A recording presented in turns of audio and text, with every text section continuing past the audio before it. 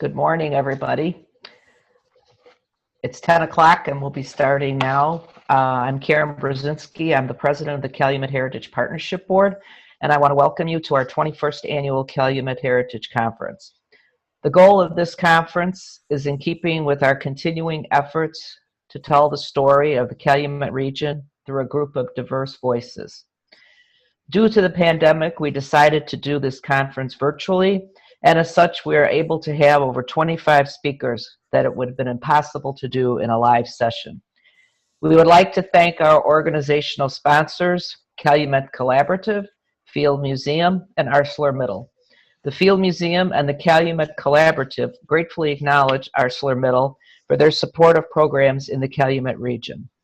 The Calumet Heritage Conference is a project of the Calumet Heritage Partnership, and I want to thank the board of the CHP and the program committee for their work in putting the conference together. An additional word of gratitude for our esteemed speakers, and of course, all of you for joining us today. If you are interested in donating to support our efforts or to purchase CHA gear, you can do so for a limited time by clicking on the link in the chat or by visiting the conference page at calumetheritagearea.org. The Calumet Heritage Area began over a decade ago, a coalition of Indiana and Illinois-based individuals and organizations led by the Calumet Heritage Partnership, an Indiana not-for-profit corporation. CHP partnered with the Calumet Collaborative and the Field Museum to expand activities and to pursue congressional designation to become a national heritage area. We have many interesting speakers and panels to present to you over today and next week.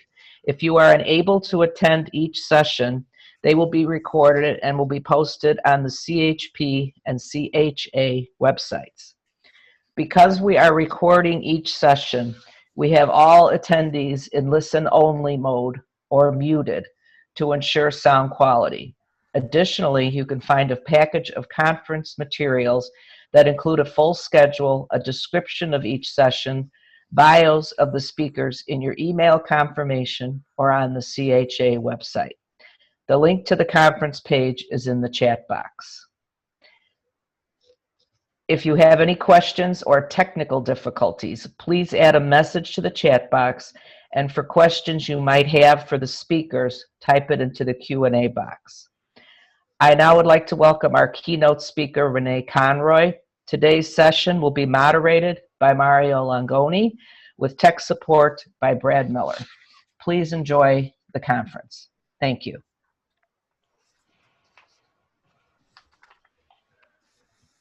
All right. Well, thank you, Karen. I am Mario Langoni. I'm going to be moderating today's session, which is entitled How to Think About Ruins, a Philosophical Look at the Transformation of City Methodist Church. I'm going to share the fact right now that I myself was on the leadership committee that thought about transforming City Methodist into a ruins garden. And even as a memento of that process, I have here one of my stick-on temporary tattoos of the tower on the church.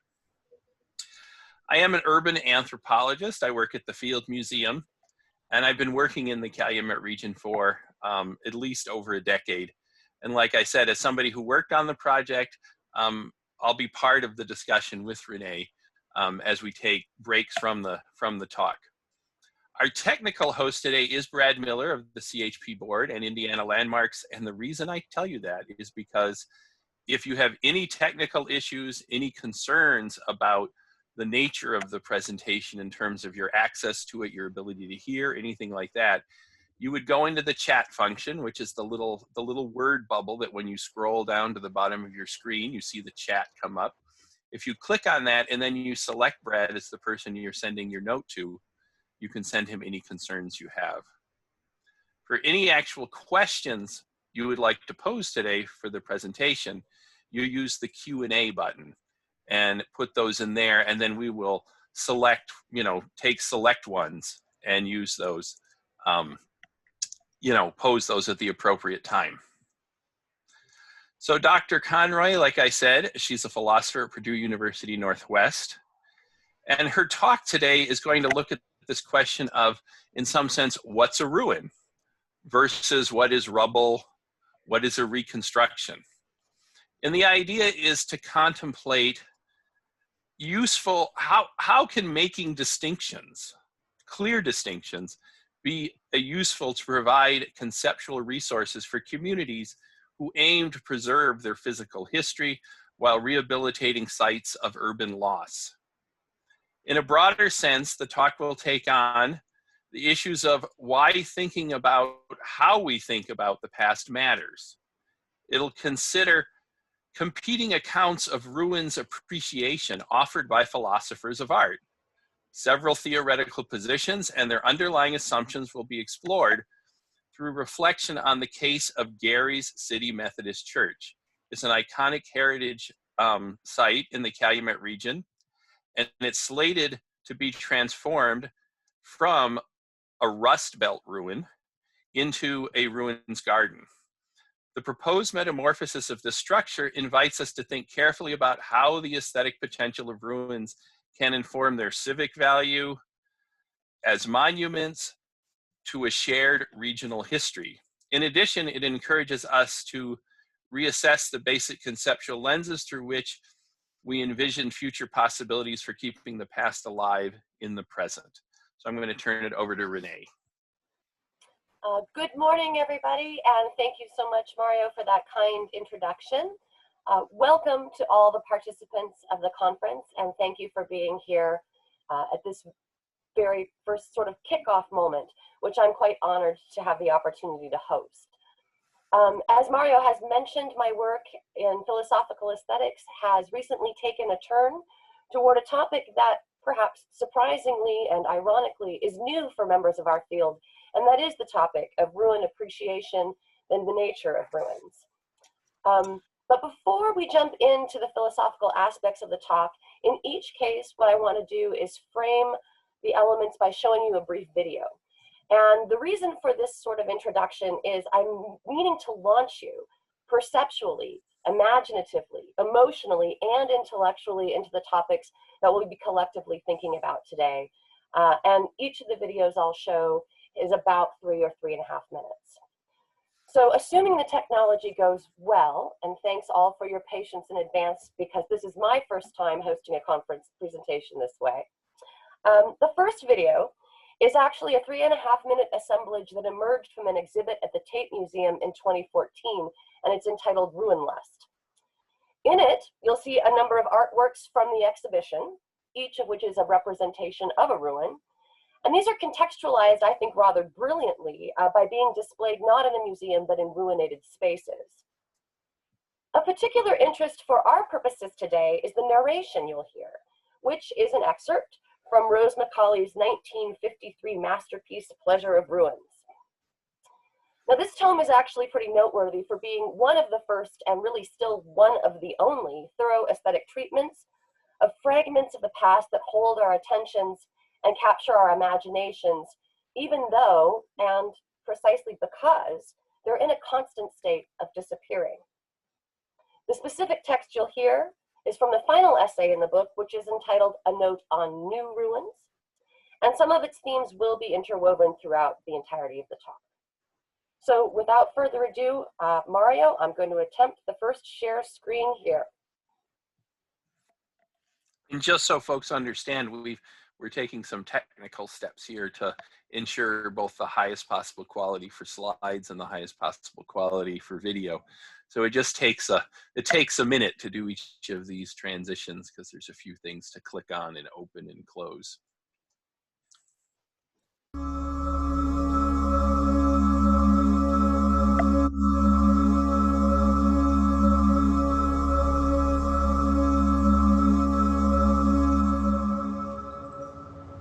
New ruins have not yet acquired the weathered patina of age, the true rust of the Barons' wars. Not yet put on their ivy, nor equipped themselves with the appropriate bestiary of lizards, bats, screech owls, serpents, speckled toads, and little foxes. New ruins are, for a time, stark and bare, vegetationless, and creatureless. Blackened and torn, they smell of fire and mortality. It will not be for long. Very soon, the ruin will be enjungled, engulfed, and the appropriate creatures will revel. Even ruins in city streets will, if they're let alone, come, soon or late, to the same fate. We stumble among those stone foundations and fragments of cellar walls, amongst the ghosts of the exiled merchants and publicans who carried on their gainful trades. Shells of churches gape emptily. Over broken altars, the small yellow dandelions make their pattern. All this will presently be, but at first, there is only the ruin. A mass of torn, charred prayer books strew the stone floor. The statues, tumbled from their niches, have broken in pieces. Rafters and rubble pile knee-deep. The ruin has put on, in its catastrophic, tipsy chaos, a bizarre new charm. The house has put on melodrama. People stop to stare. Here is a domestic scene, wide open, for all to enjoy. Tomorrow or tonight, the gazers feel. Their own dwelling too, maybe even as this. Last night, the house was scenic, flames leaping to the sky. Today, it is squalid and mourn. But out of its dereliction, it flaunts the flag of what is left.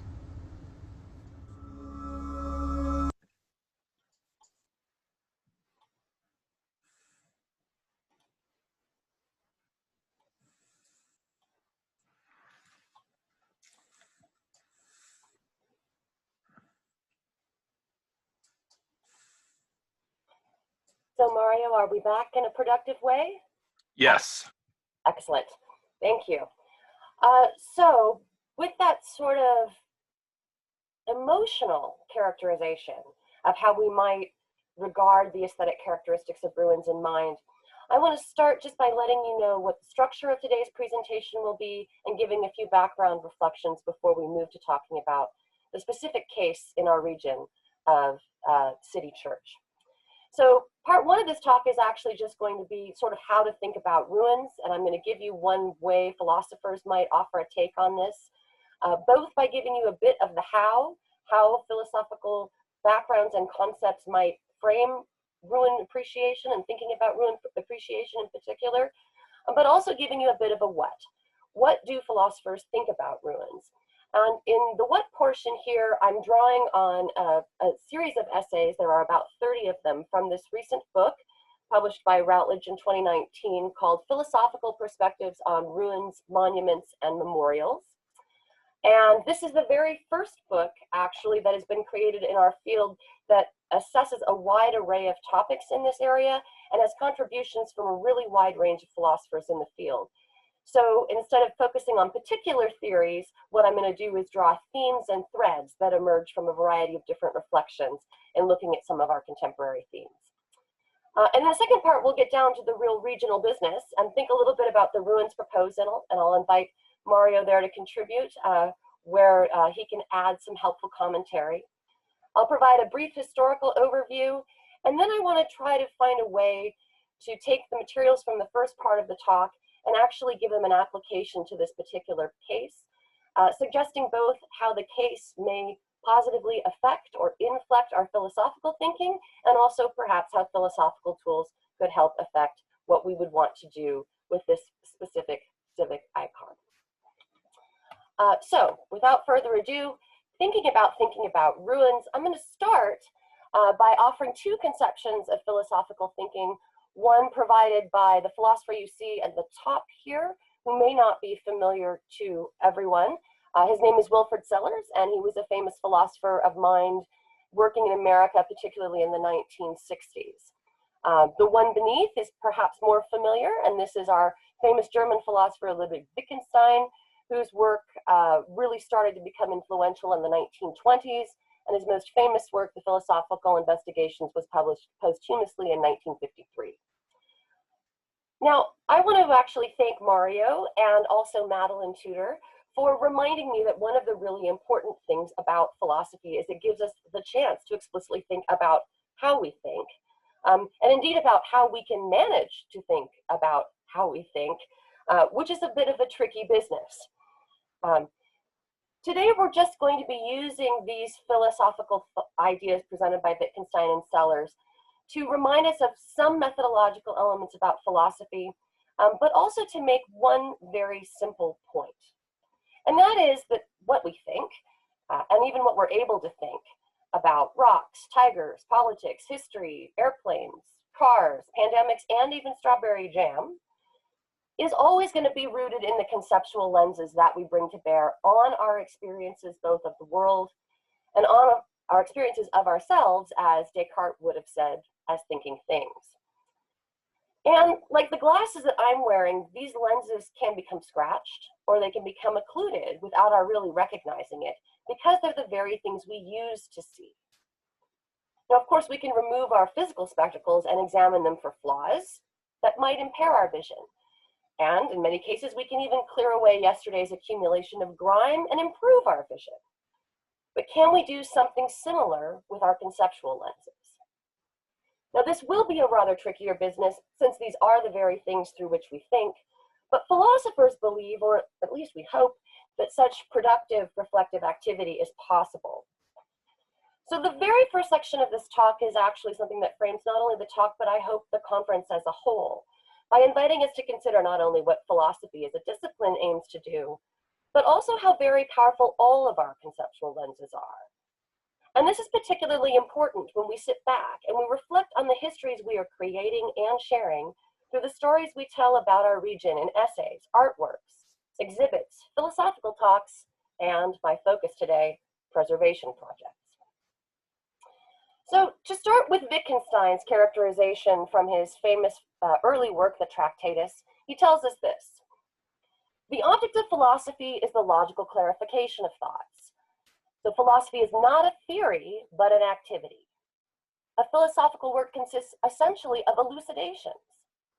The result of philosophy is not a number of philosophical propositions, but to make propositions clear. Philosophy should make clear and delimit sharply the thoughts through which otherwise are, as it were, opaque and blurred.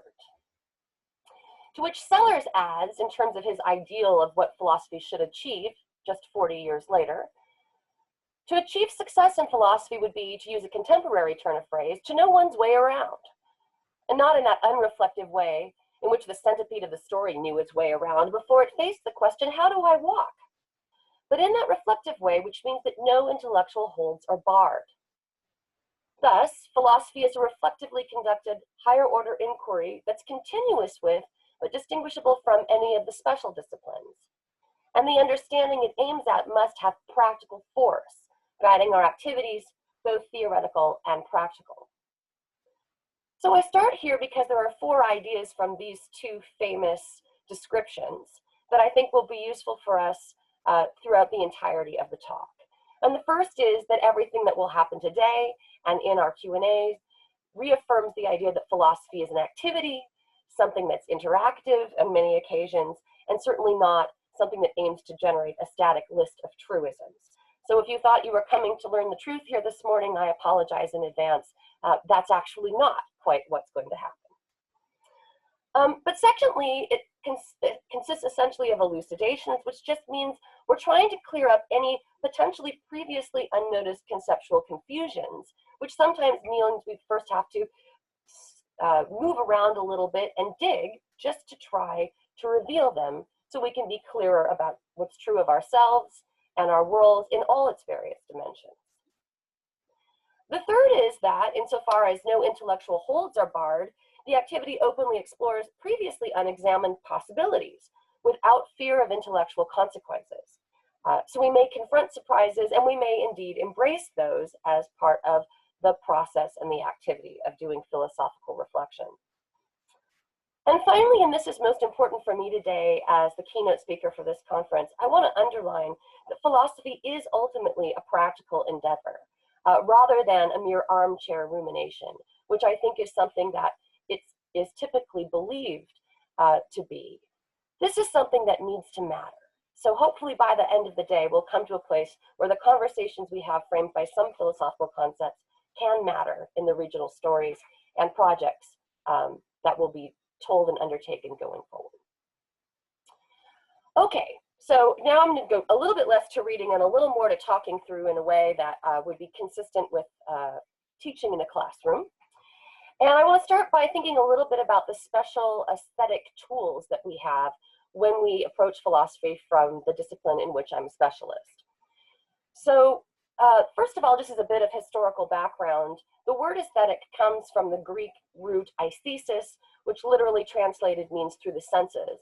And it was introduced actually into philosophical discourse as a genuinely new category in the mid-1700s by a philosopher named Alexander Baumgarten, who was frustrated that up to that point, there really wasn't any area of philosophy that was dealing with specifically beauty and ugliness as they are experienced through the senses or as part of modes of perception.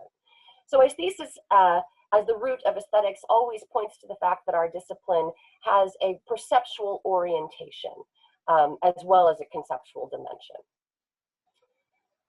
Now I'm going to share with you a famous thought experiment that emerged from Arthur Danto's very famous and transformative work called The Transfiguration of the Commonplace, first published in 1981. And the thought experiment Danto opens this book with has come to be known as his Gallery of Indiscernibles. And to be honest, we could spend all day on the Gallery of Indiscernibles, but I'm going to try to do it relatively quickly just to give you a sense of its importance and how we might use these ideas in our conversation today. And I'm really open to further discussion or clarification if any of what is said here is puzzling.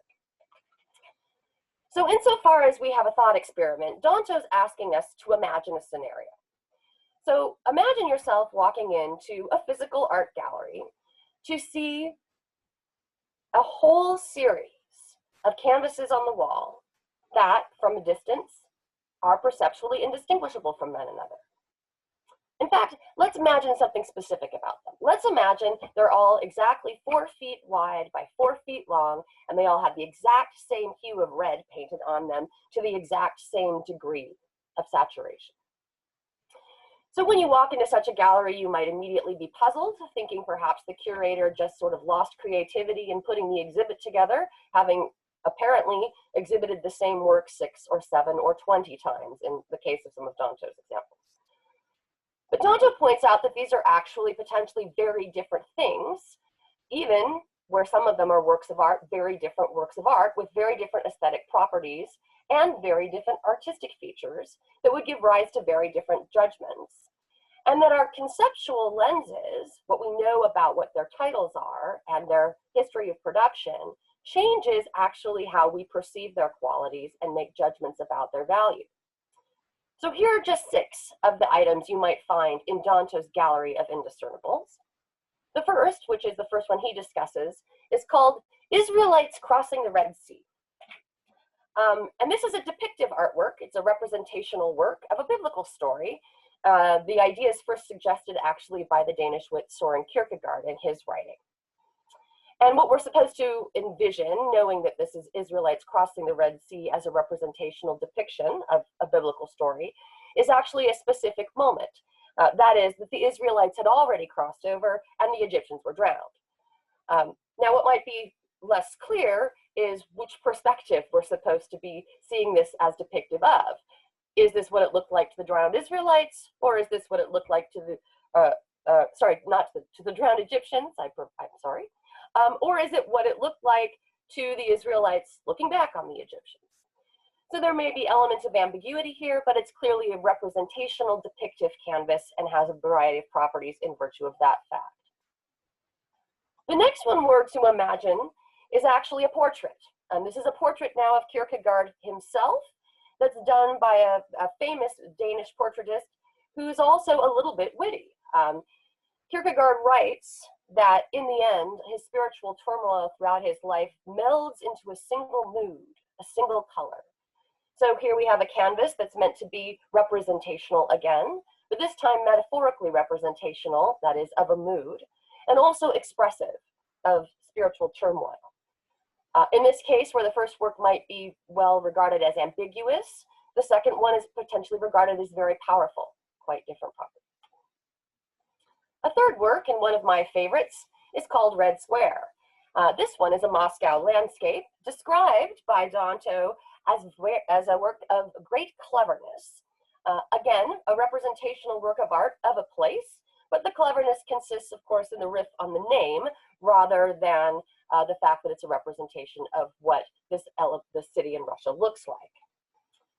And of course, immediately next to it, we find another Red Square. But this one comes from a different artistic tradition. It's not a representational canvas at all, but is an exemplar of minimalism in the style of geometric art. And to this canvas, we might apply descriptors such as vibrant or dynamic. Two more. Now again, we have another representation, this one created by an embittered disciple of Matisse, and perhaps ironically, sardonically, or sarcastically entitled Red Tablecloth. We might say, again, it's a representational work of art, but it's also a referential work referring to Matisse's own work. It might have additional components of being ironic, or if the embittered disciple is just feeling frustrated, maybe it turns out to be an unoriginal work as opposed to, say, the cleverness and originality in the red squares above. And then finally, Dante asks us to imagine conversazione sacra, which we are to presume is not a work of art at all, but it's the beginning of a work of art.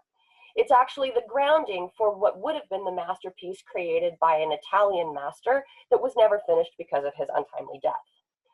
So this is neither a work of art, nor is it representational, but it's still of art historical interest because, of course, the hand of the Italian master touched this. Now, what's the key point to take away from all these red squares? The idea is that the features that we would attribute to works of art that are otherwise perceptually indistinguishable will vary as the context varies and as the concepts we bring to bear varies. And in philosophy of art, we often talk about our ability to change our perceptual experiences by changing our conceptual lenses in a intentional way, not merely as a matter of accident.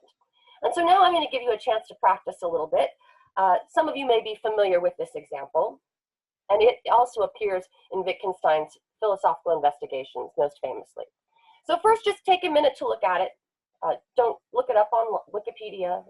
Just, what do you see? Now, if we were in a classroom, I'd be able to, or I should have had you do it in the chat. You'll see that half the group sees one thing and half the group sees another, typically. So what's interesting is that we can change our respective lenses by changing our concepts. So perhaps you're among those people who first looked at this and identified the elements on the left side of the canvas as a beak, the little black dot in the middle as an eye, and the elements on the right side of the canvas on the back of a head. And you are then perceiving this somehow under the concept, whether directly or indirectly, of duck, right? There it is, duck. Now that I've said it to you, you can see it if you didn't before.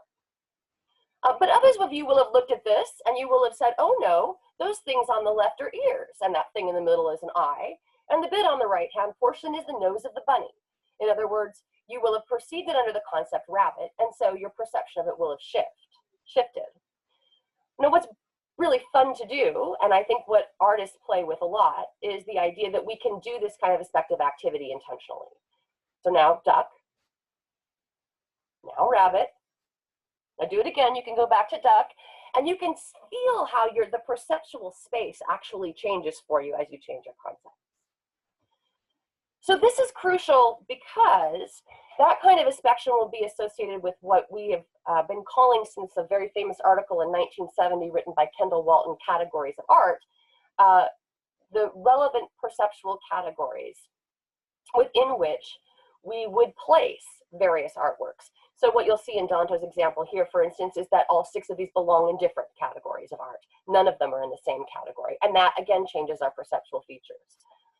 And we care about categories not only because there's a presumption that there's a kind of cognitive penetration between our ideas or their context or concepts and what we actually perceive, but also because we care about perceiving rightly or well or correctly. And so for Walton, in any case, the categories of art will help us fix appropriate forms of judgment and appropriate forms of criticism with respect to a variety of different artistic possibilities. So the key question will be then, what is the appropriate category? And that would take us a whole nother talk to discuss. But the idea is that even as we are thinking about artworks, which this thesis specifically targets, we are not assuming an anything goes theory of aesthetic judgment or experience, that anyone's accounting of something is as good as any others. We're assuming that there are better and worse, appropriate and more appropriate ways of making such judgments. And so we're concerned about those ways. Now, that's about art, but I think it applies to aesthetics in general, or aesthetic objects in general. And so often the elements in Danto's gallery will be described as confusable counterparts. And so let me offer 4 possible ways we could explore this idea of confusable counterparts with respect to aesthetic objects such as ruins. So first we might confront this structure, and it could be, as a matter of history, that it's what we'll call for now a genuine ruin. It's a result of natural decay, just in the way that Rose Macaulay talked about in the first video. We might confront the same structure and have perhaps the same immediate perceptual experience, but then come to learn that in fact it's a designed ruin, or what's called an architectural folly, that was just built, let's say 50 years ago, as opposed to the genuine ruin, which may be 500 or 600 years old. Now, the artificial ruin will have all kinds of interesting aesthetic and artistic properties of its own, but they'll be different from those that are the product of natural decay. We might come upon this, regard it as a ruin, and then find out that it's what I'm temporarily calling an arrested ruin. It's actually no longer in the process of ruinating. It's not decaying anymore. It's been curated to preserve a specific kind of loss at a specific kind of moment. And again, then, the properties we would attribute to this would be different, because they'll have to do with choices that were made about that curated preservation, rather than with things that happen, say, at the hands of nature. Finally, we might have a reconstructed ruin, where we have elements of the original that have been partially woven together with newer elements, not to afford a certain kind of aesthetic deception, which is in fact what architectural follies are really meant to do, but instead to try to preserve what's there. And then here, it would seem we would have a question about whether this is a genuine ruin or not, but we would also have a number of different things to think about that wouldn't be relevant in the other cases. For example, the degree to which the reconstructors were able to produce something that is seamless, where one can't notice the difference between what would have been historically original and what is new. So these will bring up different opportunities and possibilities. And how could those different opportunities, possibilities, and conceptual lenses be applied to City Church? Well, here are a few questions that in the second half of the talk I'm going to try to address. So the first question we might ask is whether City Church is now a genuine ruin, or whether it lacks the appropriate history or some other features that would qualify it for membership in this particular aesthetic category. If it does qualify, we might be curious about when it became a ruin, though I think that'll be very difficult to answer, but more importantly, on what grounds it became a ruin. What happened? We might also wonder what distinctive aesthetic values could accrue to the site qua ruin in general, but also qua what I'm going to call Rust Belt ruin in particular, which is a special kind of urban industrial modern ruin. What are the particular features it has now, if it is in fact a Rust Belt ruin? So having thought about that and sketched those out, then we could ask, would transforming the site into a ruins garden preserve its status as a ruin and thus preserve some of those distinctive aesthetic values? Or might that kind of repurposing actually render what's now a ruin an artificial or manufactured ruin? Change its appropriate category, thus change the appropriate context and aesthetic properties we would ascribe to it. And even if it did, which is a very open question for today, the next and I think most important thing philosophers would want to ask as we work toward the practical application of these ideas is whether anything of aesthetic significance would be lost if this is something other than a genuine ruin once transformed to a ruin garden.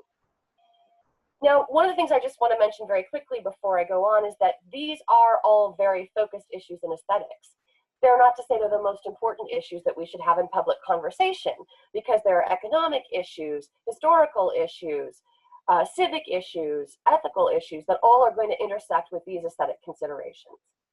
But when we look at those lenses to try to see them more clearly, we like to take them one at a time. And so today we're going to keep the focus just on these aesthetic elements, acknowledging that in the larger conversation about preservation, this will only be one aspect of a very complex discussion. So what do philosophers think about ruins? I'm going to briefly pull out just a few key themes that have emerged from that book that I showed you earlier. So the most common kind of thread historically, but also contemporarily through writing about ruins, is that they're unintentional memento mori. And we have an image of a memento mori here on the right side of the screen.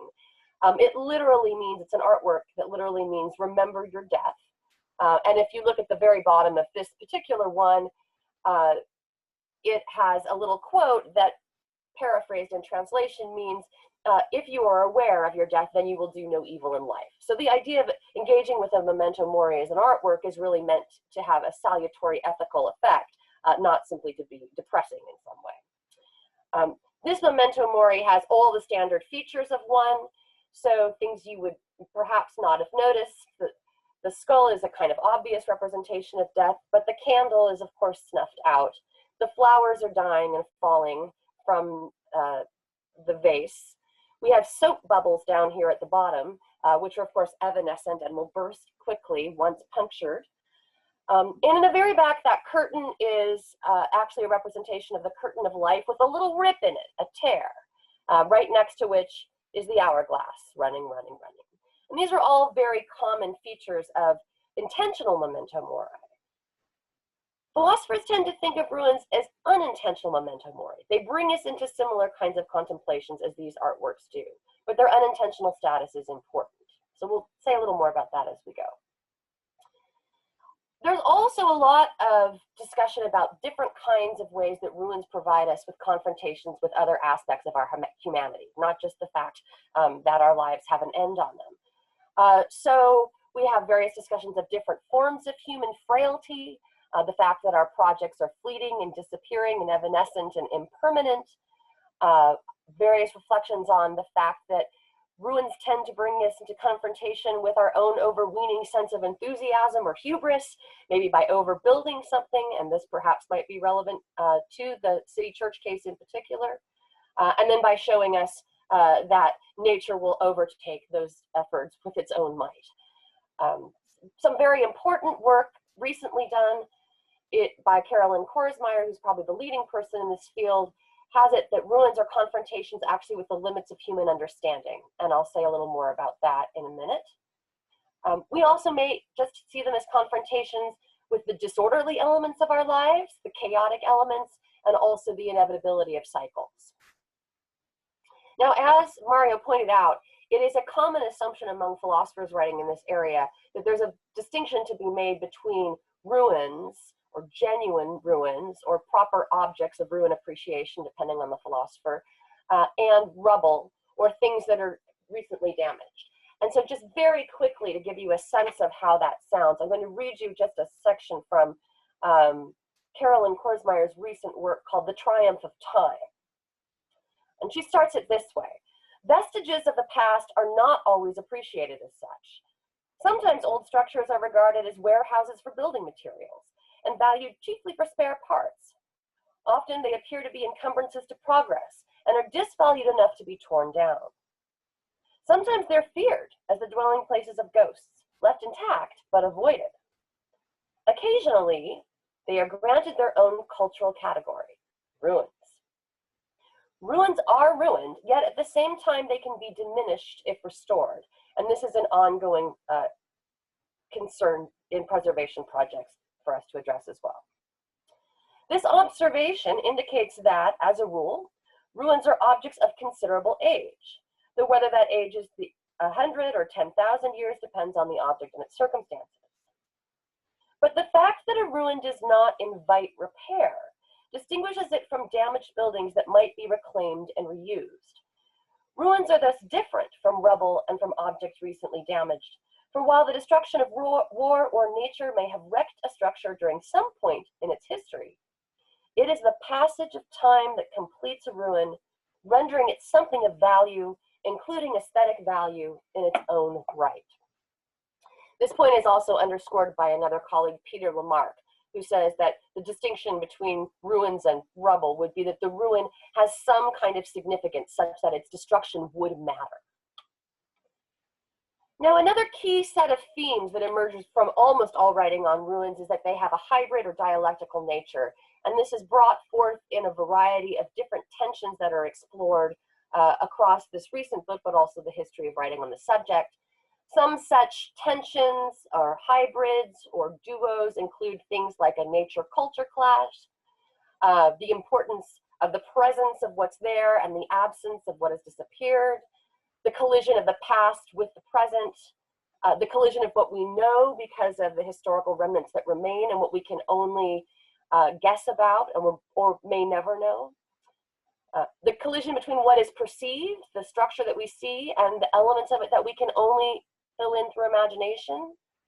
And as Korsmeyer also points out, there is an exciting sort of tension between the physical aspect of getting engaged with ruins, which really invite us to walk around them, touch them, and ruminate on them in a tactile, physical, movement-based way, and these more reflective activities that might be connected to ruins as unintended reminders of the fragility of life.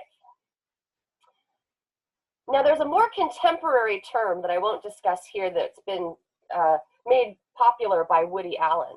And I think this describes what we usually think of when we think about ruins. He refers back to the Percy Bysshe Shelley poem, Ozymandias, and he dubs this term Ozymandias melancholia. And it's basically a kind of depression that sets in when you realize that life is futile, that all you're working for and all the things that seem so meaningful are nothing. And this is represented in his films quite stridently. The two most pop famous are Stardust Memories from 1980, but also recently in To Rome with Love, where the Woody Allen character, represented by Alec Baldwin, is invited to go look at a bunch of Roman ruins, and he says, "Oh, I'm not going to go on that trip with you. Those old ruins, they just depress me." Now, this is a pretty pessimistic view, whereas philosophers seem to have a more optimistic perspective on the possibilities that are afforded here. And here's a quick overview provided by German philosopher Arthur Schopenhauer from The World as Will and Idea. So he says, some objects of our perception excite in us the feeling of the sublime because not only on account of their spatial vastness, but also their great age, that is their temporal duration, we feel ourselves dwarfed to insignificance in their presence. And yet we revel in the pleasure of contemplating them. Of this kind are very high mountains, the Egyptian pyramids, and colossal ruins of great antiquity. And here we see these sort of dual moments of being dwarfed, yet reveling, right?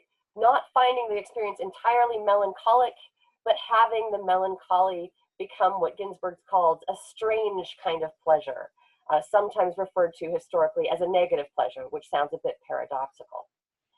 Note also, though, that in Schopenhauer's discussion of the sublime here, he points directly to the colossal ruins of great antiquity, and so, like Korsmeyer, is thinking that something can't properly be a ruin unless it's substantially old. So without reading these two quotes out, these are just two other opportunities for us to think about, especially as we look at an image like this of a standard classical ruin, what causes the kind of emotional frisson and the opportunity for it to be more than mere Ozymandias melancholia when we're dealing with classical exemplars of ruination, like the Colosseum or the ruins at Machu Picchu. And in one, we have this idea here that their emotional impact must be ambiguous because these are things that are both aesthetically in the realm of art and in the realm of nature, and we can't decide which. This, according to Ronald Moore, in a more recent piece, then means that we must put oneself in a twofold posture of art critic and nature lover. And notice here he's talking about a proper appreciation of ruins rather than just any appreciation. So again, one that's responsive to the appropriate conceptual category. Responding to both sides in capitalizing on complementary sensibilities. This is starting to sound exciting. I get to use a lot of things at once. And notice that unlike the aspect of lenses I had you engage with the duck rabbit, this isn't an oscillation. It doesn't go back and forth. Instead, according to Moore, each mode is altered and enhanced by attention to the other. The two parts are reciprocal, forming a symbiotic whole more potent than its parts. So this is starting to sound like ruins hold forth some pretty substantially valuable opportunities, but all of them very complex in terms of how they engage our faculties, imaginative, cognitive, and perceptual. Now, without dwelling here, because I do want to let us have a chance for some discussion before we talk about church, I want to take this idea of the sublime as a particularly aesthetic category as introduced first by Edmund Burke and then stolen by Immanuel Kant in 1790 and developed a little bit later by Schopenhauer to underscore what could be distinctive about Rust Belt ruins. And my work intends to do this in order to vindicate them as proper ruins, even though they're relatively new and they don't have some of the features that are typical of the classical paradigms. So very quickly, I just want to draw a distinction between what's called the mathematical sublime and the dynamical sublime, which comes from Burke and is extended by Kant. The mathematical sublime is this kind of complex cognitive affective state we get in when we contemplate a magnitude that exceeds our imaginations. So again, just a little activity for you here. Go ahead, imagine infinity. Okay, as my friend in college used to say, we've run up against the wall of logic, can't do it. So there's a kind of flattening, there's a kind of frustration. I look at the great starry sky and I realize that it's an infinite universe, but I can't get my mind around it. Except I just can't do it imaginatively. Because then I'm uplifted by realizing I can use the concept infinity to stand in for that experience. I can still think about infinity, even if I can't imagine it. And so I have a moment of delight in my own conceptual capacities that is attends and transforms the original moment of frustration or flattening. Something similar happens with the dynamical sublime, but in this case, instead of magnitudes that exceed our imagination, we're confronted with forces that provide physical threats to us, like tornadoes, tsunamis, volcanoes, and even great waterfalls. So as we stand in the face of those forces, we feel how small and puny we are. We know they could eradicate us at any moment, and this is a kind of flattening emotional moment. However, we have something that those do not have. We still have what Kant calls humanity in our person. That is, we have the ability to not only think creatively about how to deal with tragedy if they arise, but we have the capacity to think rationally through ethical concepts, constructs, and to have moral dominion over an earth that otherwise is merely just physical. And this lifts us up. So both of these cases, you have a sort of twofold moment. And my suggestion very broadly is that in the case of Rust Belt sublimity, we actually have a triad. And I call this triad ruin resonance and use it to justify the claim that something like City Church is a genuine ruin, so we can talk about it that way.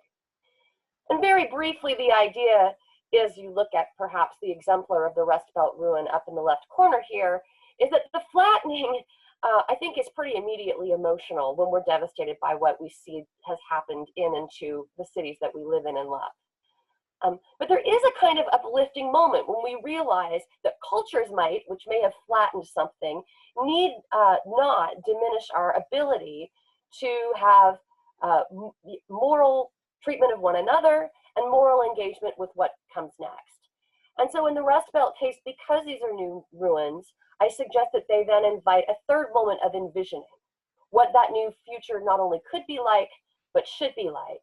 And it's this constant cycling between these three elements of the triad that produces this special kind of attraction and resonance we find in these buildings that are both hard to look at and hard to look away from. And so I will stop there for a moment and go to the next video, Mario, and allow you to jump in.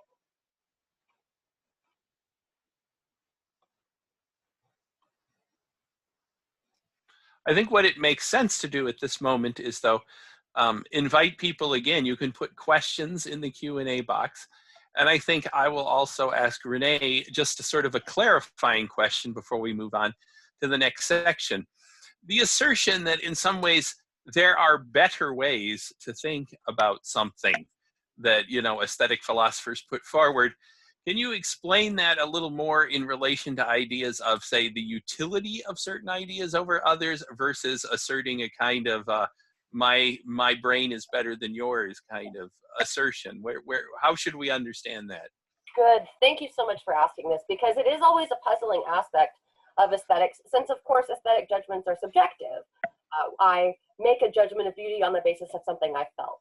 And one of these features of the aesthetic that Kant first highlighted in the Critique of Pure Reason, where he talks about these two kinds of sublimity, is that judgments of beauty, while they are subjective, they have a source in a feeling of pleasure, have subjective universality, which means they're imputed to other creatures like me in virtue of our shared human capacities and categories of reason, and independent of the fact that, of course, we'll have cultural differences or different backgrounds. With respect to contemporary aesthetics, the inheritance then is something I think a little less heady. It's just the idea that if I looked at, I mean, we could do this in any context. It's true that I can look at my coffee cup as a doorstop. I can. And I might be able to use it for that. And maybe it actually works pretty well as a doorstop.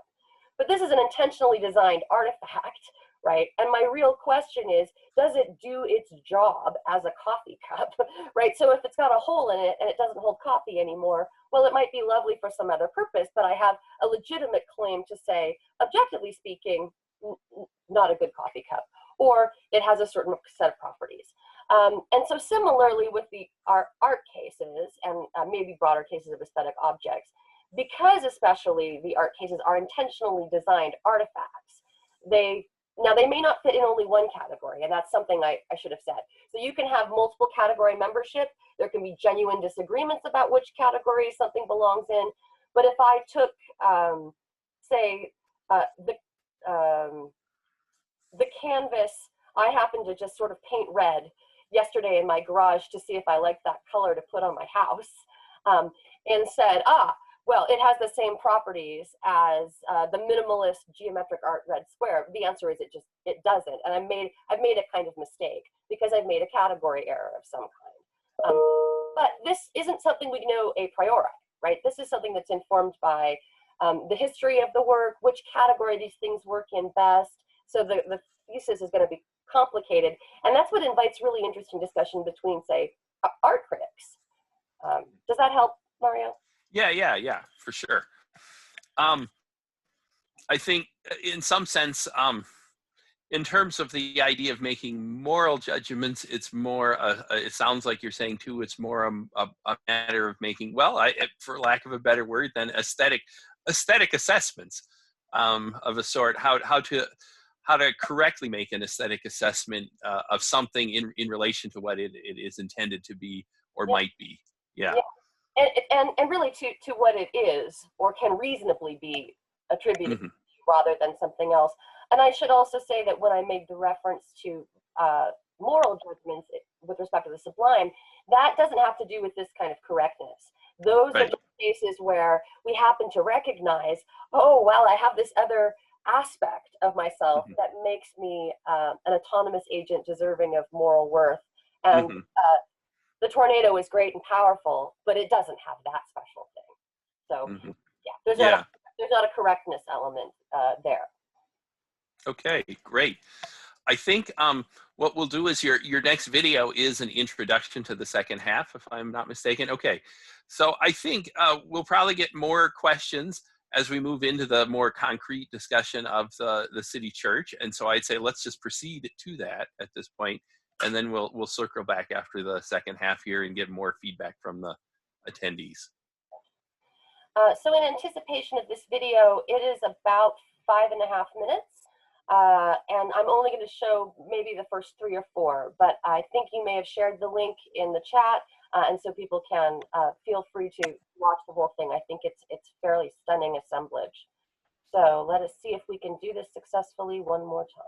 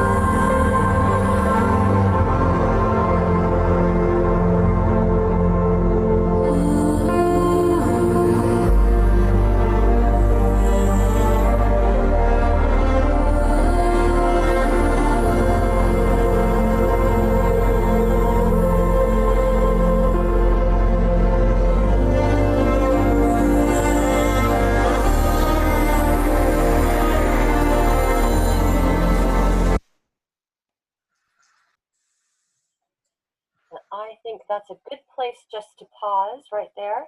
And now one more technological shift and we'll be on our way. I don't know if others had this experience at all. Depends on whether you have kids that are into Transformers. But well, Renee's shifting here. I'll just mention that my recognition of the church in the Transformers movies was because I remember Starscream chasing, the heroes of the movie through the ruin and seeing the white and yellow leaded glass behind him. So I sort of knew that was the part of the movie that had City Church in it. Are we there again, Mario? Yep. Okay, excellent. Thank you. And so these are 2 of the images, and I'm very glad for Mario to have mentioned this, because one of the things that got me most intrigued by this particular example originally is how it's functioned in the last 20 years, both as set for several movies, including the one you mentioned, Transformers, and a remake of Nightmare on Elm Street. But also I originally became aware of it because it was featured in a Life After People episode about what would happen to the city of Chicago if left, really only for a few decades. And it's very strikingly represented there. It also, though, has taken on a central position in sort of Rust Belt enthusiasm. So there are a lot of coffee table books about the ruins of Detroit, and they include often images of this church. So you have people who love to photograph the space and find the juxtapositions and the tensions visually in it. And so I think it has some of the classical ruin resonance and also really some of its own exciting and recent history. So very quickly, here's a kind of century of change with respect to the church. And I'm leaving out lots of important moments, but we can fill those in the Q&A. So the church is first sort of thought of by William Grant Seaman in 1916, and he sort of works on plans for it until 1925, when he's able to acquire about $800,000 from the steel industry to pay for half of the church, and if I'm not mistaken, also they provided the land. So this was an incredible amount of investment at the time. And he wanted to build what would have been the biggest piece of Gothic architecture, and not only in the Midwest during that time, but also almost in the country. So it was a very ambitious project. The construction took 21 months and was finished in 1926, including the cathedral that we saw there and the associated buildings that provided gymnasium opportunities, various kinds of social services. There was a big 1,000-person theater and so forth. So it was a large undertaking that went beyond merely providing a space for religious reflection and for congregations to gather. The first service was actually in October, so it's timely that we're doing this just now in October in 1926. But it wasn't long until, for whatever reason, the parishioners became dissatisfied with Seaman, and they removed him from his position as pastor, involuntarily bringing someone else in. A fact I understand from a little bit of reading they later regretted. And so when he passed away, actually his ashes were brought back and interned in the church in 1944. In the 1950s, the church reaches its height as a religious institution with a congregation of about 300 or 3,000 members.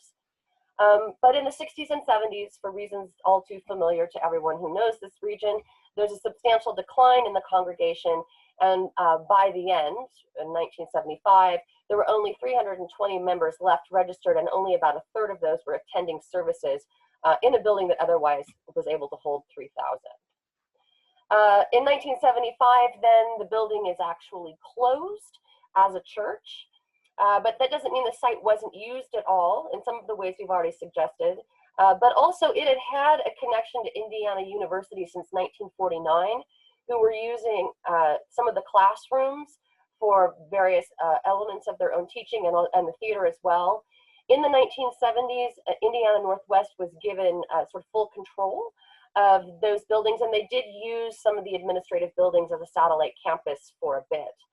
But in 1997, we have the great arson, unfortunately, and the building is burned in a fire. And so from the 70s to 1997, the church actually wasn't maintained in any substantial way. It wasn't being used functionally, and there really wasn't any dedicated effort to keep it up, which is how it started to ruinate. And then the fire actually precipitated and facilitated the ruination even more aggressively. And so from the 1990s to really 2018, we see it as a set for Hollywood blockbusters, as Mario mentioned, and also as a really well-known stop on the urban explorers' tourist activities. And also just as a site, I think, of various kinds of local reflection on the current times in Gary, Indiana. So in the middle of that there, in 2005 is the earliest I can find, and correct me if I'm wrong on this, Mario, there's a proposal to consider repurposing specifically the church and to consider making it a kind of garden. And then this gets dropped, but revived in 2014, and then revived even more substantively through the work that Mario was mentioning he did on the task force several years ago. So this is not a new idea. But in 2018, the building was condemned officially, and you could no longer get permits to explore it, and just because of its lack of safety. And in 2019, the community got together and worked to make a historical marker. There are actually two that are different. And one of them is here, just recognizing this as an important historical site. It is also, at least according to some lists, on the list of the 10 most endangered sites in Indiana, and maybe Brad can verify that in his conversation. So the broad strokes proposal was to find a way to transform the space to really just preserve the architecture, but provide some memorial reflection on the civic function the other buildings used to serve as well. So as I said, the first discussions were roughly in 2005, as reported in the Northwest Indiana Times. Some years later, the city of Gary receives a night grant of just over $163,000, and that's used to do a full structural analysis of the building. The company used in that case was Bailey Edward, and the Legacy Foundation was the local group who distributed the night grant funds. Here we see a couple of the sketches from the Bailey Edwards structural review and some of the ideas that they put together for possibly transforming the space. As I understand it, several of these proposals were sent to the City Council. One of three was selected as sort of the best vision, and I think it's the one that we see represented on the bottom here, that this captures something of the idea. But how shall we do that, and what shall we do? Mario was kind enough to share with me that he and other members of the Field Museum and the Legacy Foundation ran a number of town halls and other community engagement projects to get feedback from the community about exactly how they would like to see the space used, how they'd like to see what remains transformed on the basis of what's possible given the structural analysis. The most recent grant that's actually been given to the building is originally from the EPA, and this is for asbestos abatement. I was talking to Kelly Ano at the Legacy Foundation the other day, and she thinks that the funds are there. This is about $100,000, but they haven't actually been implemented yet. So that's sort of where we are. And as the conversations were sort of getting going in 2018, 2019, we've then run into a changed world. So now things are on hold, which means the building is really continuing to ruinate even as we talk. I think the questions that we would want to come to grips with, both from a civic perspective, but also from a philosophical perspective, is for any of these proposals going from a Rust Belt ruin to a ruin garden, what is maintained structurally, and that may be a pragmatic issue mostly, but functionally, that may be a civic issue or a historically based issue. And also just historically, in terms of additional elements we might want to preserve that wouldn't in fact function in the site. Perhaps they would be curated to give us a glimpse into the past or to have clearer epistemic access to our recent history. I'm of course really interested in the question of what would be lost. I think there's a lot to be gained, but we could ask again the practical question, what can be saved structurally? So many things will not be able to be saved. Which ones will be lost, and what would that mean? What might be lost functionally? And that's something I'll conclude with at the end of the talk. And then of course, what I'm most interested in is what might be lost aesthetically if we transform this from one category to another. Presumably not only because this could be important for Gary, but I think it's important for philosophers. We haven't come to grips with this question of the kinds of aesthetic cost benefits analysis we need to be doing when we think about preservation projects of this particular kind. Now, one of the things that's most exciting about this is that there are very many possibilities in the country for doing something like this, and very few have been done. So the closest I can find to something that's sort of like this project is actually the Untermeyer Ruden Gardens in New York. But they are fundamentally different from anything that might be proposed for the Ruin Garden here in Gary. And so while this might be a useful case for comparison in some ways, I think will also be one of those cases where we'll have to divide our categories more clearly than we have been to see how these are really different projects with different aesthetic effects, benefits, and costs. So the first question we would have to ask is whether City Church is a ruin. And you might be surprised to find out that my colleagues, in large, don't think that it is. So I have to argue for the claim that it is. And here are some reasons I would give for thinking that it is a genuine ruin today as it stands. So first of all, it's a civic icon, clearly. It has substantial architectural structure that had its own aesthetic value in its time and maintains some of that value. It's clearly a nature-culture hybrid, if you can see how much natural vegetation has grown up in recent years. It's physically incomplete, so it satisfies those kinds of criteria. And perhaps most important to me, because of the activity of urbexers and others, it's regarded as a ruin. We treat it as a ruin. It's not just that we call it a ruin, we enjoy it and engage it as a ruin. And so that suggests it's crossed some threshold from rubble into a different kind of aesthetic object. And that would promote then these three effective cognitive moments I mentioned earlier that I call ruin resonance. And in virtue of that fact, I would say it deserves to count as a ruin today. My colleagues, however, might complain that unlike the ruins you see behind you in this image here, it's too young to engage us in those kinds of reflections on, for example, the mathematical sublime. It doesn't put us in touch with infinity or huge expanses of time. It's too small, right, in order to precipitate a real experience of the dynamical sublime. I mean, it is big and it's awe-inspiring, but if you look at this image behind you, look at how small the people are relative to the ruins that they're walking in, right? So if you think that ruins have to have this kind of scale in order to accomplish their ruin-related goals, then maybe the church's scale is simply too modest. The one I think is most important is probably that it's epistemically transparent to us. That means its history and, in fact, what it used to look like don't remain any kind of mystery. So we don't have to do as much imaginative engagement to try to figure out who those people were and how they lived, what the building would have looked like, and so forth, because we actually have the history in front of us. And I would be very excited to find out if some of you can think of others, because it's so clearly a ruin to me that I'm having a harder time coming up with the negative case. But these are the sorts of things my colleagues would say.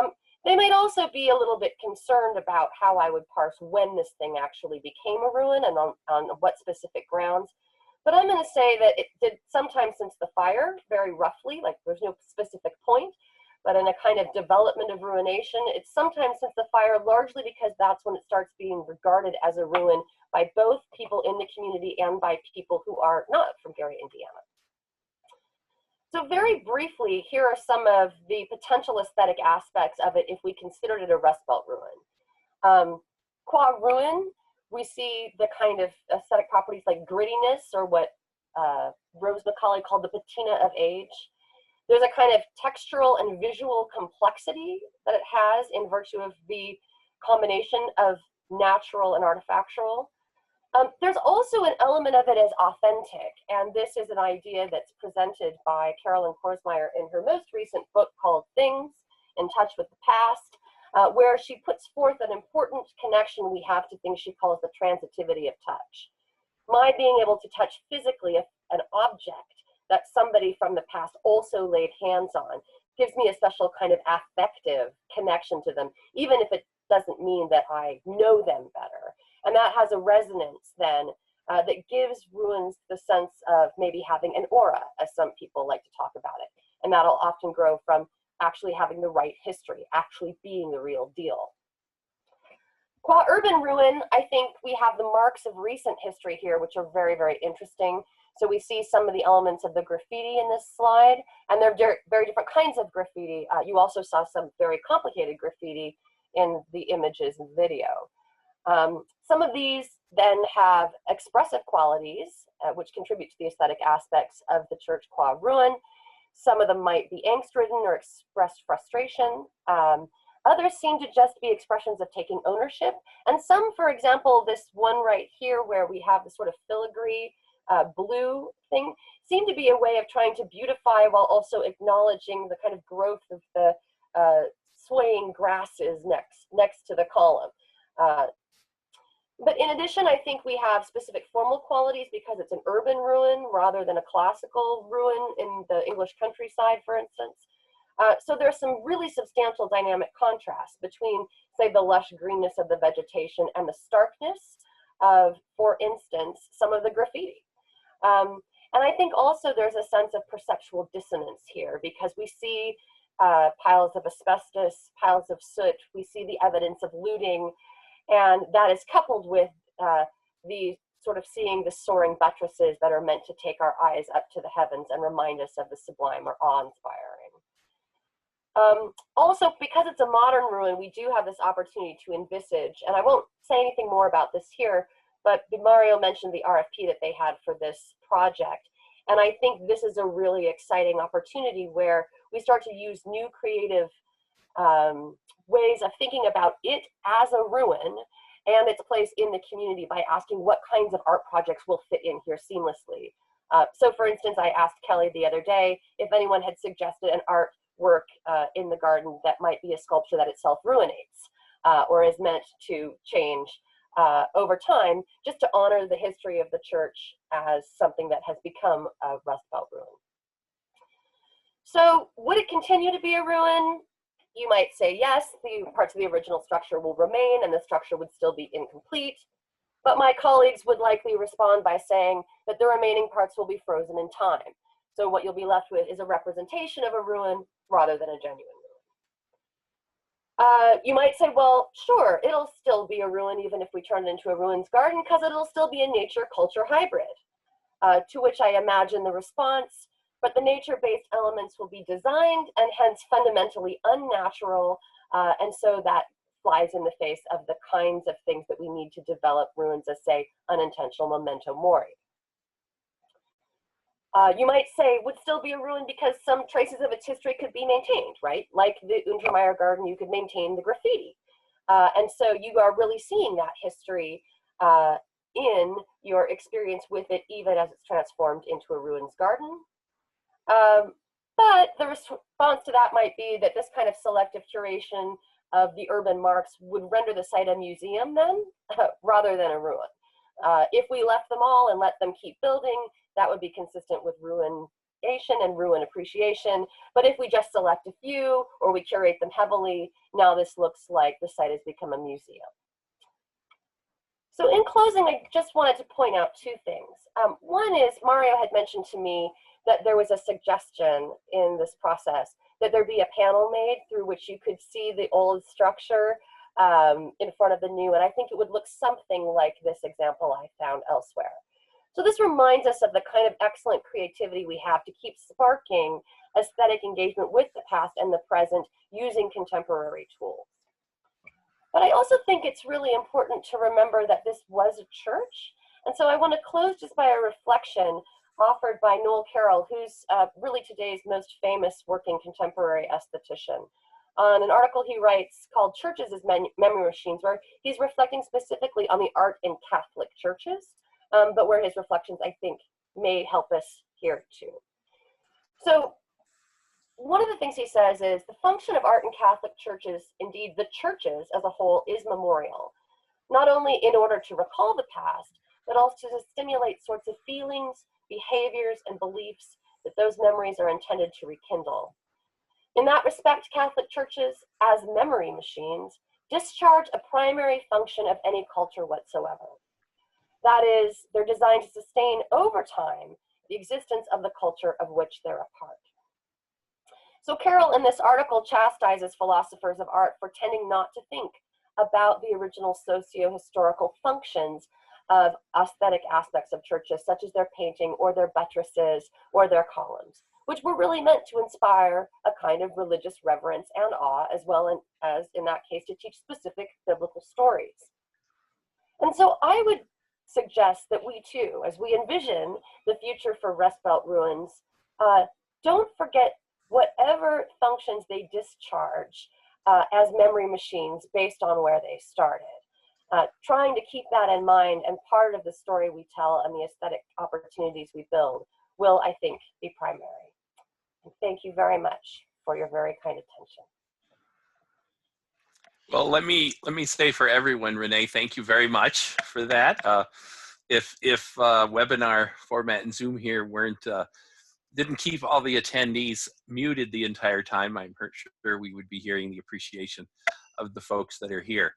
But we'll go ahead and transition then into a little bit of discussion on our part and even questions from the attendees. There's an intriguing comment in the chat that I'll go to in a second and sort of pose it as a question of sorts. Well, yeah, let me just do that initially here and make the comment that Wayne has talked about the fact that downtown Gary at the time the church was built was really completely white, and that the church was a symbol in some ways of white power. And that in some ways its decay and falling down is a symbol potentially of the decay of that power, the end of that power.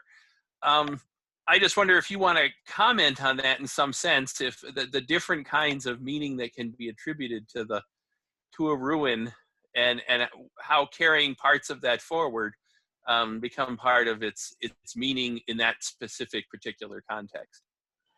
Yes, thank you. And actually, I do think if this were read as that kind of a symbol, this would be a strong argument for keeping it at least partially as a ruin because you would want to show in a physical way that kind of degradation from a civic perspective.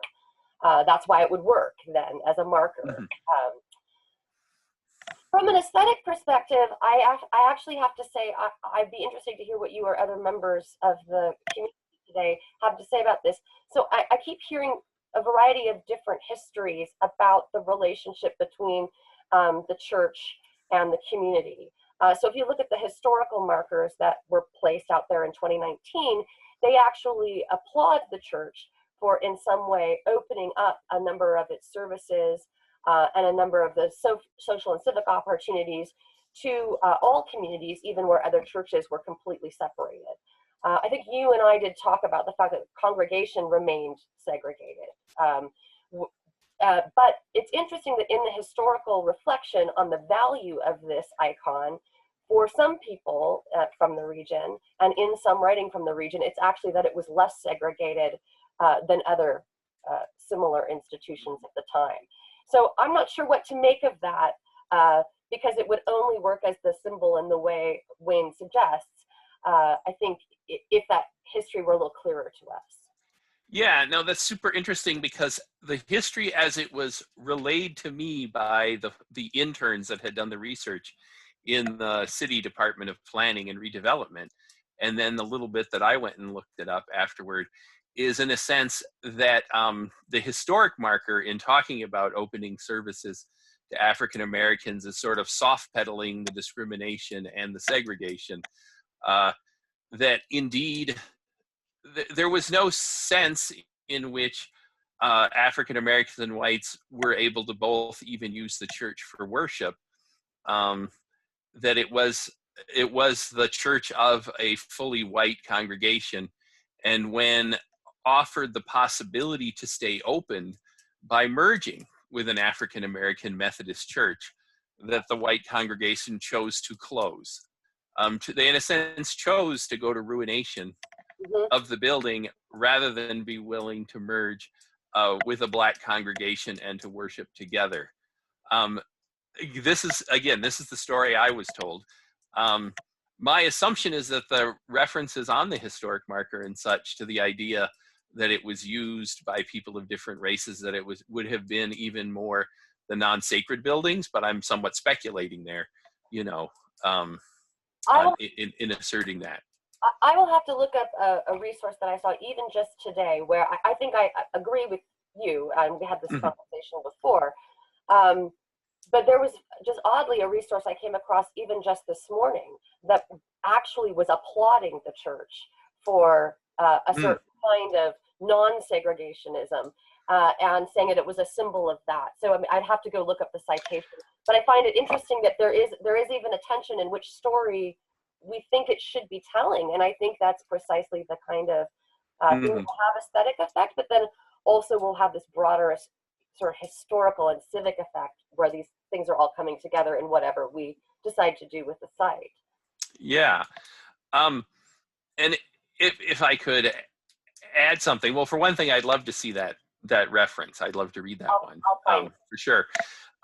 But two, even in having the big open house that we had in the street when we closed the street between the ruin and the charter school on the other side, I had, when older African Americans would come through the line and talk to me and do my short survey, and I would ask them what they thought of the fact that it had been a white congregation. There was this magnanimity about, for some of them saying, I still like its sacred purpose to be preserved, in some ways for it to still be a space of worship. And for them, there was that sense in which the Christianity transcended the segregated historical moment, which was something I was impressed by. And just to add a little more on that note too, I think in the end, the final engineering report we were dealing with, there was going to be an effort to preserve part of the nave and the tower, but really all the auxiliary buildings were in such bad shape they were going to be brought down to being little more than the base of a wall, something that might be 2 to 3 feet tall. So really an outline of a space, the outline of a footprint. And I think in some senses what was being thought about would have been a reconstructed ruin in the sense that it was, an arrested ruin. There would have been an arrested ruin on one side, and the other side really would have been just an outline in which to kind of do this envisioning function, to ramp up the envisioning function of the space by having contemporary artwork in there, by having restored nature in there, and helping people do this contemplation of where do we go from here? What are the possibilities for dairy as well as for the, not for the church space in a sense, because the church space is turned into this envisioning space, but what are the future purposes or vision for dairy? And I guess I say that because I feel a little bit like your triad. It goes towards this envisioning idea. But I guess it's interesting to me because until you proposed the triad, I was thinking of it as like having to switch from thinking of the dyadic thoughts that we have in the category of ruin to thinking more in terms of what are the dyadic thoughts we can have in the space, say, of an arrested ruin or a reconstructed or a deconstructed. I guess that might be the key word, a deconstructed ruin. And in a sense, when we assess something against a certain category and it's lacking there, as a philosopher, what would you say is the importance of simply asking yourself if it belongs meaningfully in a different category?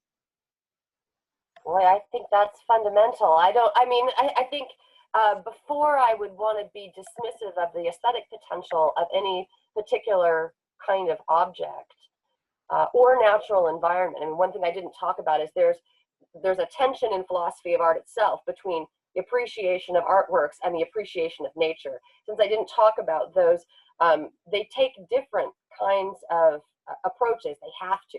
Nature is unbounded. Nature is unframed, for instance, whereas artworks are framed. So you have to make decisions in the natural case you wouldn't want to make. You shouldn't, in fact, make in the artifactual case. So it seems to me when we're thinking about aesthetic objects broadly like this, like in nature or ruins as a kind of hybrid, I definitely want to ask, well, how many categories should we investigate to be sensitive to the actual history of what we have here? And some of this grows out of my thinking about dance work reconstruction, where reconstructions, it seems to me, must be different works of art from the original artworks that were created precisely because they exhibit different artistic skills and different artistic properties apply to them. But that is very controversial in my field. It's not a popular view per se. So that's why I do think it would be crucial just to keep trying as many as you can, find out what falls out of each one of those. And then, as Kendall Walton does in Categories of Art, he offers 4 reasons or 4 possible ways that you would determine appropriate category membership. And he says, like, these aren't decisive, but these are the kinds of considerations that would matter. And if you had 2 instead of 1, then that looks like it's a better reason to put it over in modern art than in, say, sort of very bad representationalism. So I would do a similar thing here and say for the various categories of rebuilding, reclaiming, ruinating, whatever else, you would have sort of criteria and a preponderance of evidence would emerge that would show you whether it works better in some way in one of those categories over the others. Right, okay. And I was just, that's great, because I wanted to draw out that sense in which this is a dynamic or dialogic process. When we think about categories, it's not just a sorting process. It's towards an end of understanding better what things are and what they might be. And also for me, because I'm a person who loves art and aesthetics, for having richer experiences. I mean, I do want to say that there's a practical phenomenological payout when someone gives me a conceptual construct that changes how richly I can appreciate something. I find that to be a productive outcome. And I think philosophy of art, though it doesn't need to aim at that, can have that as one of its products. That's great. That sounds like something then that we should think comprehensively as we think about the management plan for the Calumet National Heritage Area under a category like interpretation. Sort of how do we enrich the interpretation by helping people to sort of think about the category something is in and how that enriches their experience of it. Certainly. We have some chat here, a concern with safety, and Brad has responded that the city has been, you know, first and foremost concerned with safety. I would add to that yes, the very last engineering plans we got, part of the reason that even there was an acceleration of how much of the building would have to be removed in the various proposals of what the garden would look like was because in some sense it keeps getting into worse and worse and worse shape. So then there's the possibility of leaving, it ends up becoming less and less and less and less with time. And even at one point we were ready to do an RFP and get artwork in what would have been the courtyard of the ruin. And that was going to be part of this early phasing of creating the ruins garden. But even there, that outside wall on that side of the nave was in danger of collapsing, so we couldn't put a sculpture there. And in fact, the increasing of the security with the additional fencing that's been added is because it becomes increasingly unsafe. It's really, you can't get in there anymore the way that the urban explorers used to, or at least it's markedly harder because they really have to scale a fence. There was a shout out here in the question and answer to the Gary Culture and Historical Society, and thank you for putting that in. Naomi Melander, who was the previous director who's passed away now, we certainly have had discussions with her about this space in thinking about it. Let's see, what else do we have here?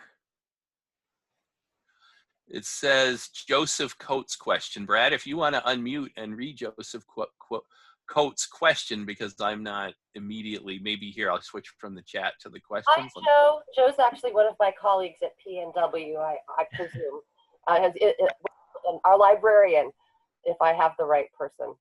Thank you. Joseph says, when we start stabilizing ruins, adding art, preserving sections, making them safe, etc., when do we start running into a ship of Theseus type dilemma?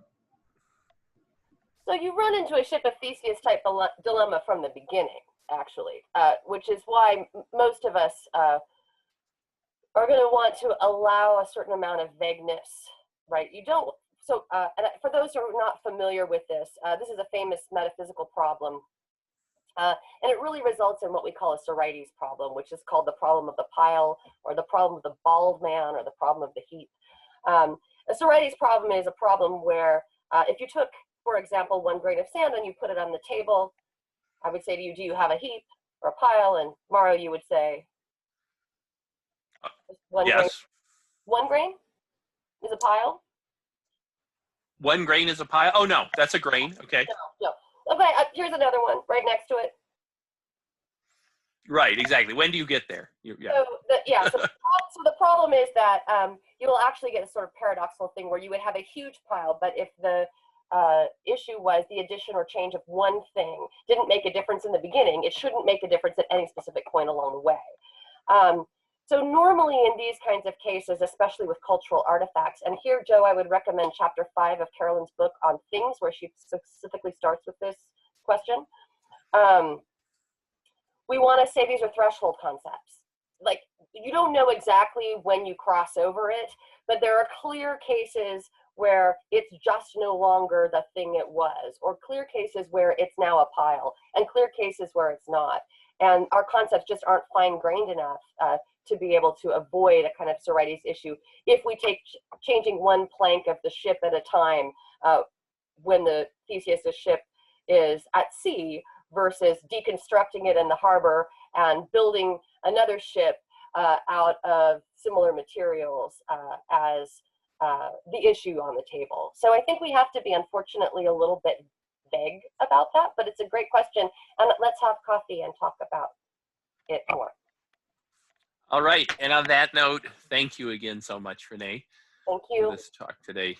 I'd also just very quickly like to thank Madeline Tudor, spent time in conversation with us, and Kelly Ano from the Legacy Foundation, who was kind to speak with me, and my department chair, Kathleen Tobin at Purdue University Northwest. I wouldn't have had the opportunity to know about this conference and meet all of you generous spoke without her recommendation. So a great thank you to all of you, and I wish you a wonderful conference. Thank you again. And we have one more question that got posted here, but it's actually a transition to our next presenter, because the Sarah Coulter asks, along the lines of Rust Belt ruins, what other structures should people be aware of or have on their radar for preservation? And that brings us to the second half of our session here, which is called 2020 Most Endangered List Couch Tour.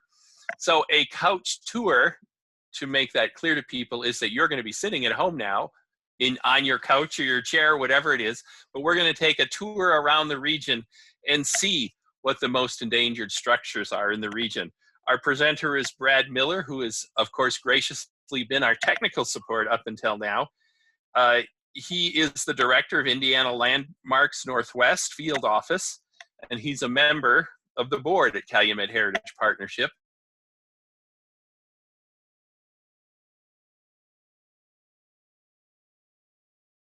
Introduction to what's happening today. The Calumet Heritage Partnership's Calumet Heritage Area Most Endangered List is an annual list of landmarks across the bi-state region. The Calumet region that are in jeopardy. The 2020 list includes a Masonic temple, iconic Chicago green space, a water tower, and highlights the unique challenges facing sacred spaces. The goal of the list is to bolster advocacy efforts to find solutions and save imperiled landmarks. Join us for a quick couch tour of these endangered places and get a status update from which they were announced at the beginning of the year. All right, I'll turn it over to Brad. Thanks so much. Thank you, Mario, and thanks everyone for joining us today. I think everything's been going well so far, and it's exciting for us to be able to have this conference virtually. So thank you so much for coming out. As Mario mentioned, I'm talking about the Calumet Heritage Area Most Endangered List. I kind of first wanted to start by saying, what is an endangered list and how did we come about the idea of creating one for the Calumet region? It all goes back to the effort to make the Calumet Heritage Area a national heritage area, and part of that is creating a management plan. And in the fall of 2019, there was a huge effort to gain a lot of input from individuals from across the region, organizations from across the Calumet region, to think about what should go into that management plan. And I participated in the section focused on preservation of cultural resources and historic resources. And out of that kind of grew this sense that we need a way to advocate for those places that are significant in the Calumet region. And I think what came out of that was a great partnership between the Calumet Heritage Partnership, the nonprofit that's putting on the conference today, Indiana Landmarks, which is the nonprofit in Indiana that I work for, as well as Preservation Chicago, which is a nonprofit that focuses on historic preservation advocacy in the city. So I definitely want to thank Ward Miller and Mary Lou Seidel of Preservation Chicago. I think between the three of us were able to put together a final list, kind of combining everyone's thoughts from that working group as well as other people that we worked with in forming that list. So again, I want to thank everyone in that process. It was great. And again, the purpose of an endangered list is to raise up those places, whether those are buildings, structures, green spaces, parks that are historically significant to the people of the Calumet region. It's to draw attention to those places that might be slated for demolition. It might be those places that are structurally failing. It might be those places that, say a faith community that's in a historic church or temple that might not be able to afford to be there anymore. And how can we help bolster those efforts so that they can stay there and preserve those historic buildings? It isn't a tool to shame those property owners. It's a way to, again, make sure that those things are known. Sometimes we do get to the case where there's a property owner who isn't treating historic buildings properly, and obviously we see these things as community assets that aren't just the property of them, but more or less the the cultural property of the people in those neighborhoods and communities across Illinois and Indiana in the Calumet region. So that's really the impetus for why we created the list. And we promised you a couch tour today.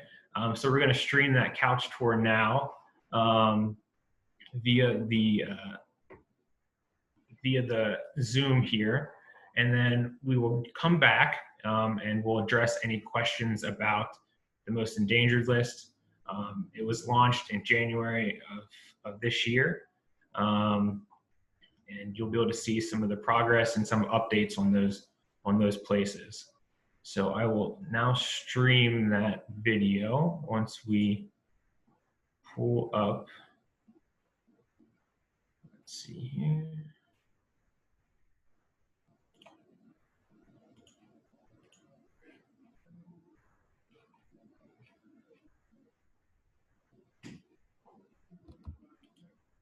Mario, if you're listening, and if you could pull Kevin Brown out of the attendees and make him a panelist so he can share the video.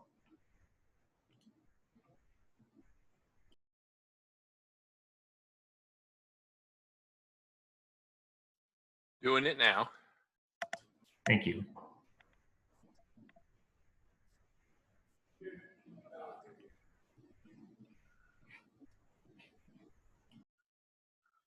Okay, Kevin, you should be able to do it now.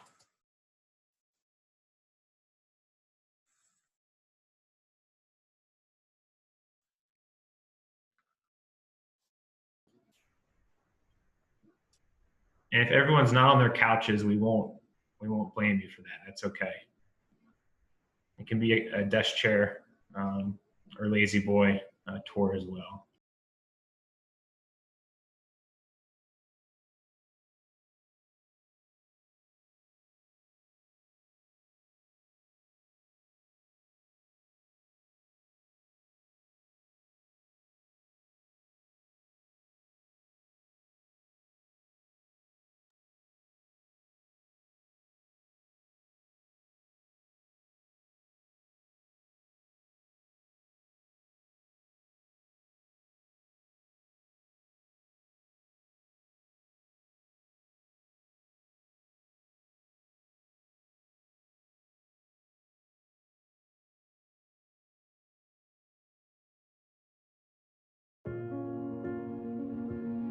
In early 2020, Calumet Heritage Partnership released the first of what will be an annual list of historic places in the Calumet region that are in jeopardy. These significant places included on the Calumet Heritage Area Most Endangered list face numerous, often complex problems, including plans for demolition, neglect, obsolete use, structural stability, and owners who don't have the money to make the repairs or are uncooperative with efforts for preservation. The goal of the list is to bolster advocacy efforts to find solutions and save imperiled landmarks. In addition to the main inventory of places, the annual list includes a themed category of landmarks that face special challenges. In 2020, we chose to highlight sacred spaces.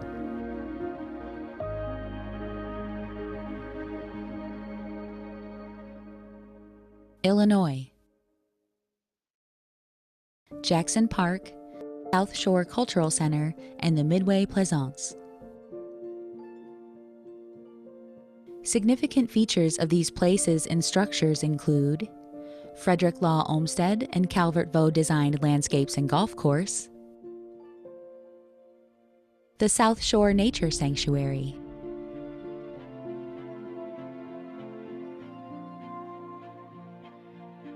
Jackson Park Women's Garden,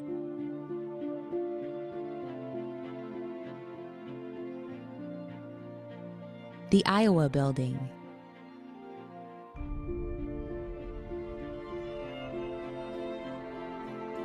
the Daniel Burnham designed Comfort Station,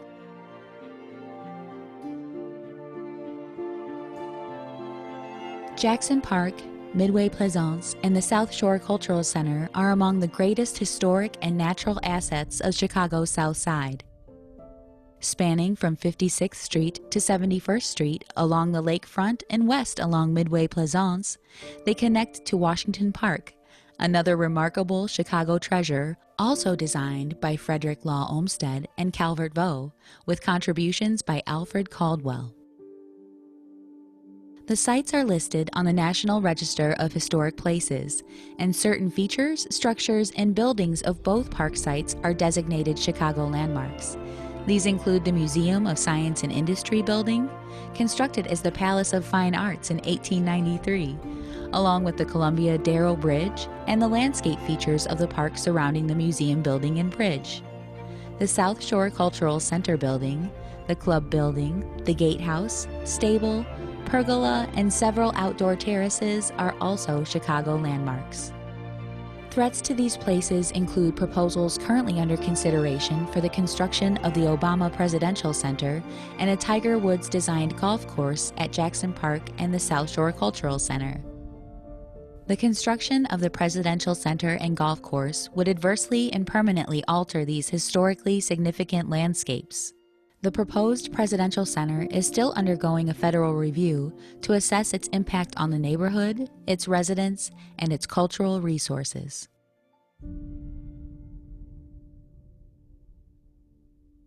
South Chicago Masonic Temple, 2939 East 91st Street, Chicago.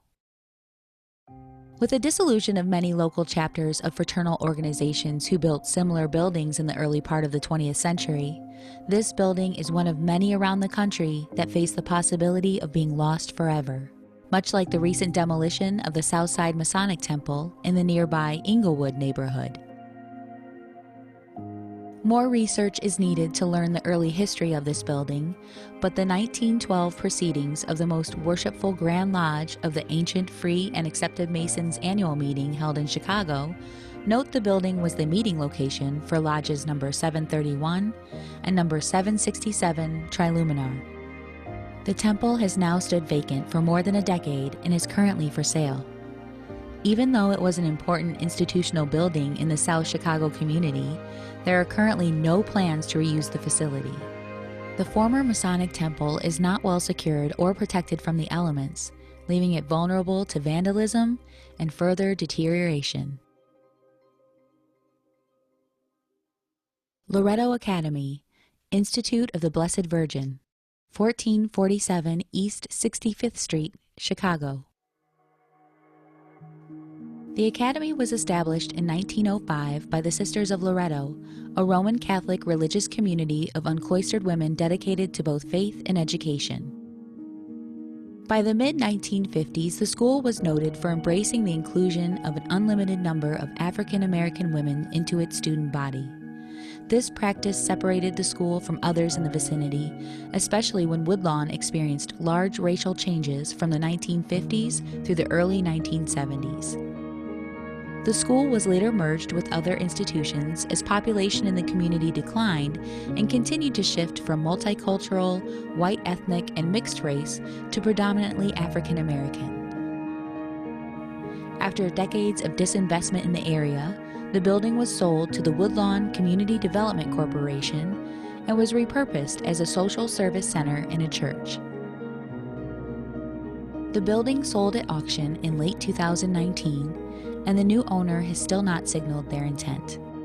The building has experienced significant deterioration by neglect for more than 3 decades. Indiana. Gary Water Tower, 6th and Madison, Gary.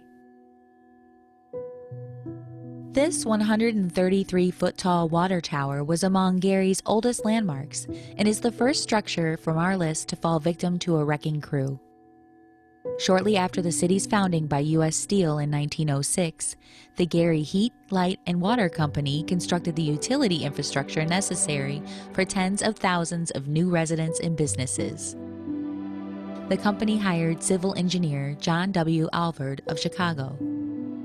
He drew on his experiences observing waterworks around the world and supplying water for the 1893 World's Columbian Exposition to capture the fresh water of Lake Michigan nearly 3 miles away.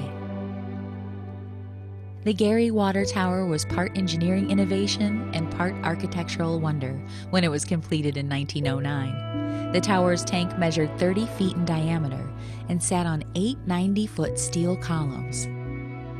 Rather than settling for an exposed steel skeleton, the Gary Heat, Light, and Water Company added a concrete block shell that transformed the utilitarian tower into an octagonal landmark, complete with decorative cornice and parapet wall. The tower quickly became a city icon, a point of pride and a symbol of civic identity. Its destruction is a dramatic loss for the city's skyline.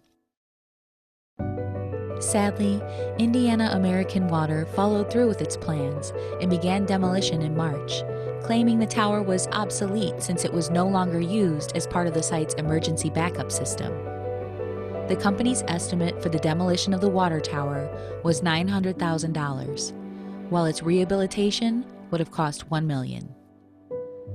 News of the commencing demolition came as a surprise after Gary officials initially indicated support for preserving the landmark. Later, city officials admitted that the demolition permit had been granted in error.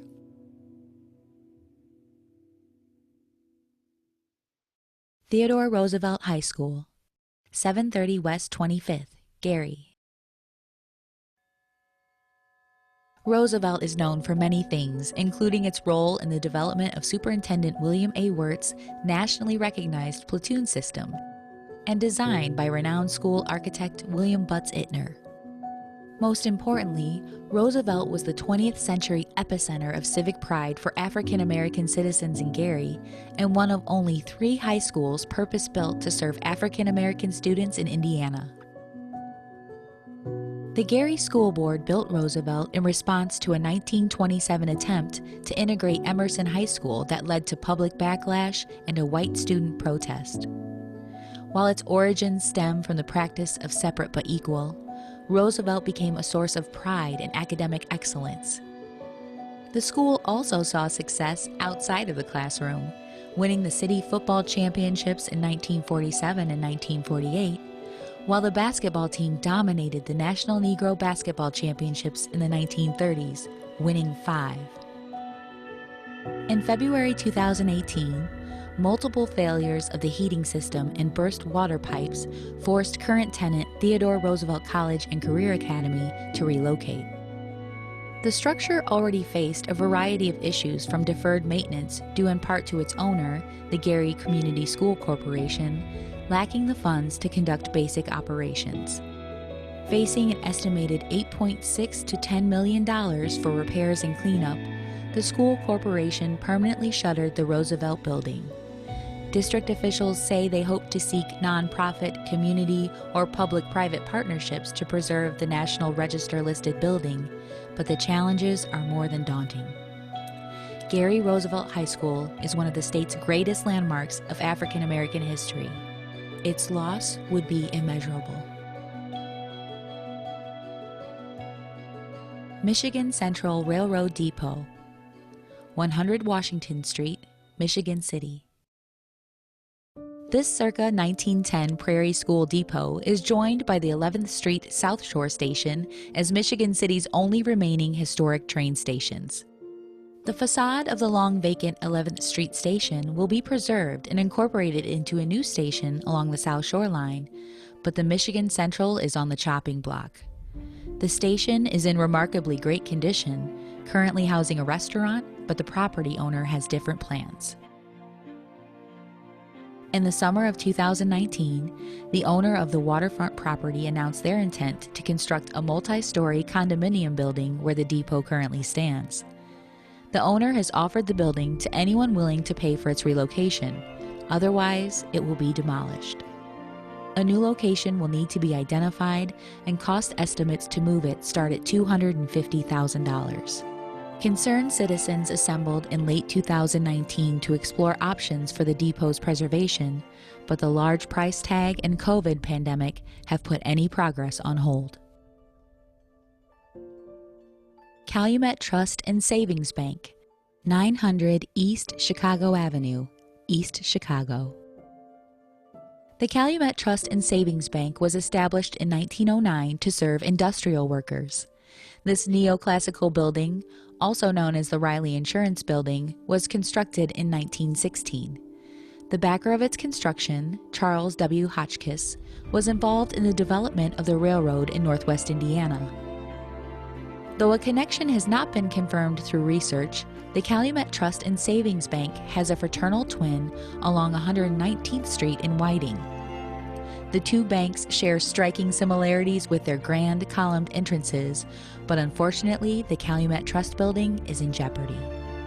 Following its use as a bank, the building was occupied by various city and federal government services before being left vacant. The neoclassical building is one of the last early 20th century commercial buildings located in what was historically a bustling Chicago Avenue corridor. The building is owned by the City of East Chicago and now has been vacant for more than 2 decades. It continues to deteriorate due to damage from a fire, the lack of a secure roof, and crumbling exterior masonry. Extensive repairs are desperately needed while the city searches for a new owner who can breathe new life into the once grand bank. Sacred spaces. Across America, religious buildings are among the most historic, architecturally distinguished, and lavishly ornamented structures in a community. But as congregations shrink and maintenance suffers, it's only a matter of time until landmarks like these are in jeopardy. Sacred spaces in the Calumet region are no different. Congregations of nearly every faith face declining attendance, constrained resources, and the burdens of aging, under-maintained, and overscaled edifices. Filled with memories and once objects of civic pride, these historic structures now pose a serious challenge to many denominations, congregations, and neighborhoods. If faith communities abandon or are forced to vacate their buildings, the challenge is magnified to then find a sustainable reuse. Often anchors of neighborhoods across the region, sacred spaces face an uncertain future and are in immediate need of our attention. Gary First AME, 2045 Massachusetts Street, Gary. The design of First AME's original sanctuary is credited to William Wilson Cook, a trailblazing African-American architect who got his start designing buildings for African-American schools and colleges in the South before coming to Gary in 1921. Cook led a successful practice in the city until the Great Depression, when he went to work as one of the first African-American employees of the U.S. Treasury Department, designing federal courthouses and post offices. In 2007, the congregation constructed a new sanctuary on an adjacent lot, leaving the original sanctuary, one of only a few remaining buildings in Gary designed by Cook, vacant. A church community comprised of congregants is now calling for a professional assessment of the building to see what it will take to stabilize the shifting tower and secure the roof, but repairs will not be cheap. Sacred Heart Catholic Church, 1731 LaPorte Avenue, Whiting. In the face of dwindling attendance numbers and region-wide consolidation, the current parish has received multiple notices for closure from the Roman Catholic Diocese of Gary. Complete closure was last averted in 2018, but the future remains uncertain for the complex that includes a soaring 1926 Renaissance Revival church, a 3-story school that served as the original church, a convent, and a rectory.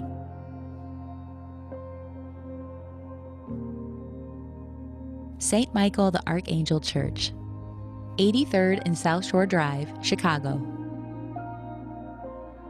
St. Michael the Archangel is one of the many churches threatened with closure by the Archdiocese of Chicago.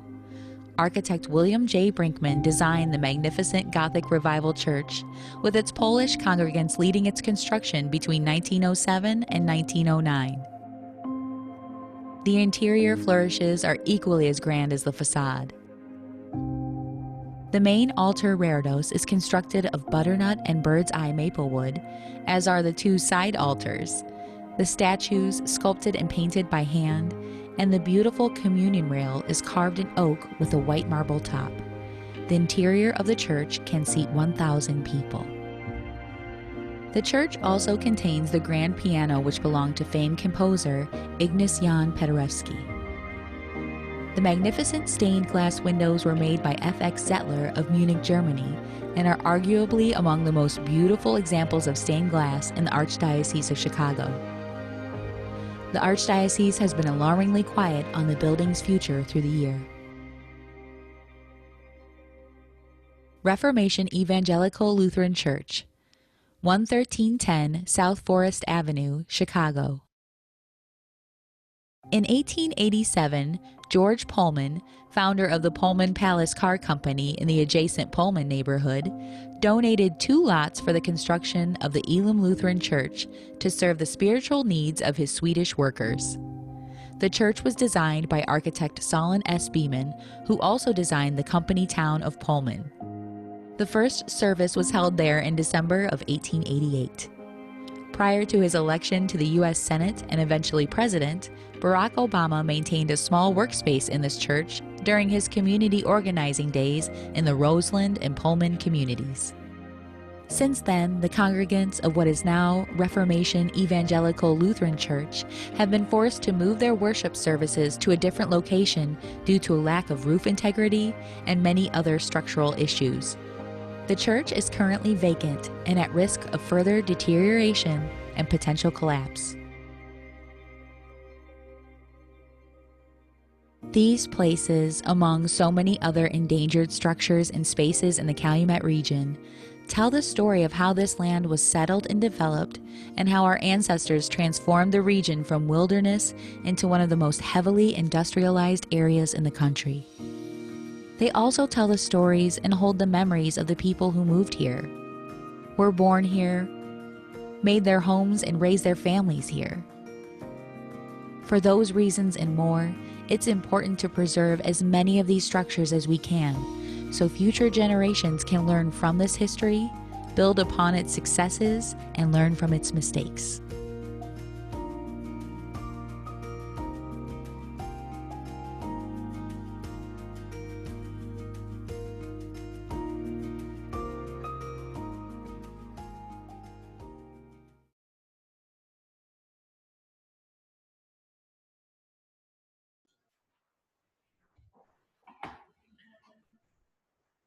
Well, I hope everyone was able to tune along for the video. We will definitely be posting that on our website as well as our various social medias between the Calumet Heritage Partnership, Heritage Area, the Calumet Collaborative. We'll be able to get that out and accessible to everyone, and probably also be able to email it out to all the attendees.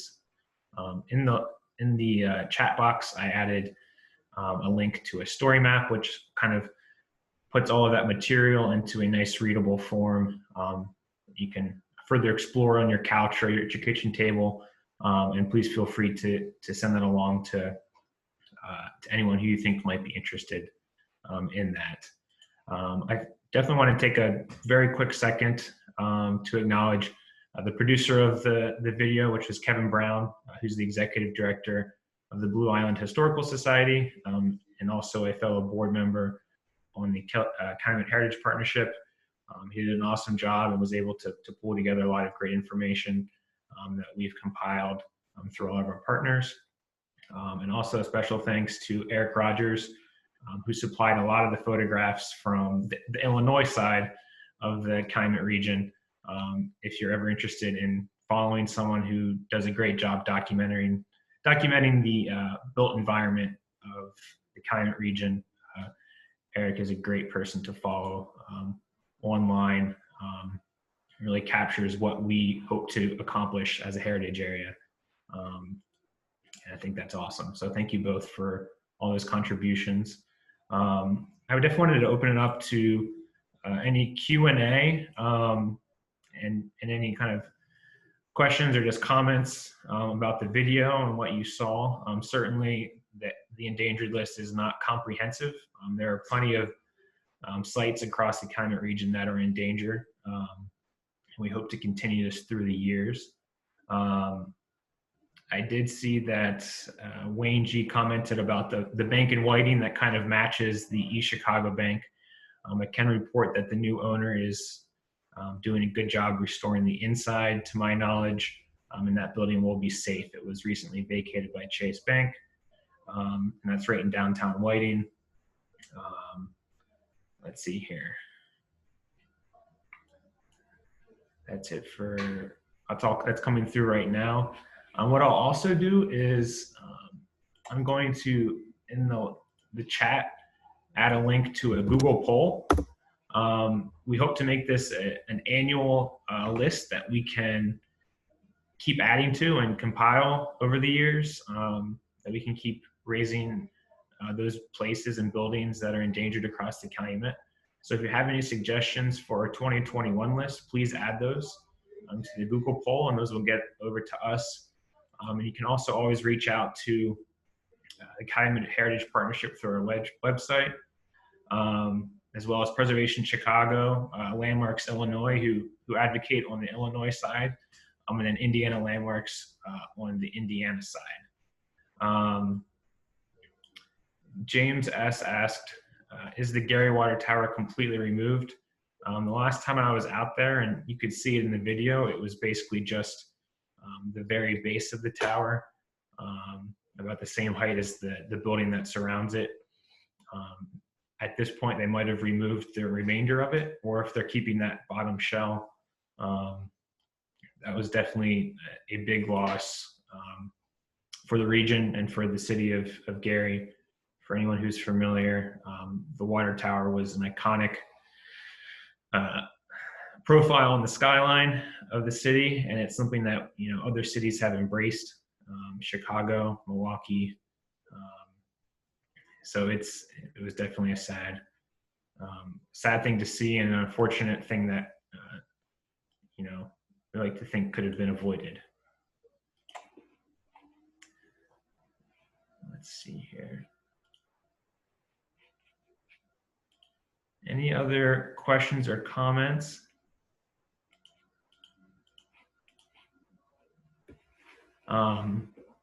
I think the endangered list, hopefully we can continue to raise awareness to these places. I think as a heritage area, the strengths are that we are made up of so many great partnerships between individuals, nonprofits, other foundations, local governments, that we can come together and really advocate for these places, and use all of the tools that are available out there to do so. I think it's a quite interesting juxtaposition between this presentation and the ruins presentation, and with Dr. Conroy, because there are certainly different ways that we approach places considering, depending on their state. And certainly the places on our most endangered list, we hope to see saved.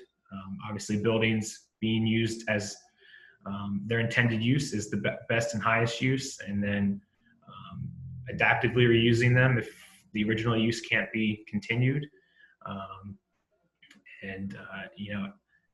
Places like City Methodist that are now in a state of ruin, and obviously that definition is of contest still, but places that we can hopefully continue to tell those stories that are so critical to the history and heritage of the Calumet region.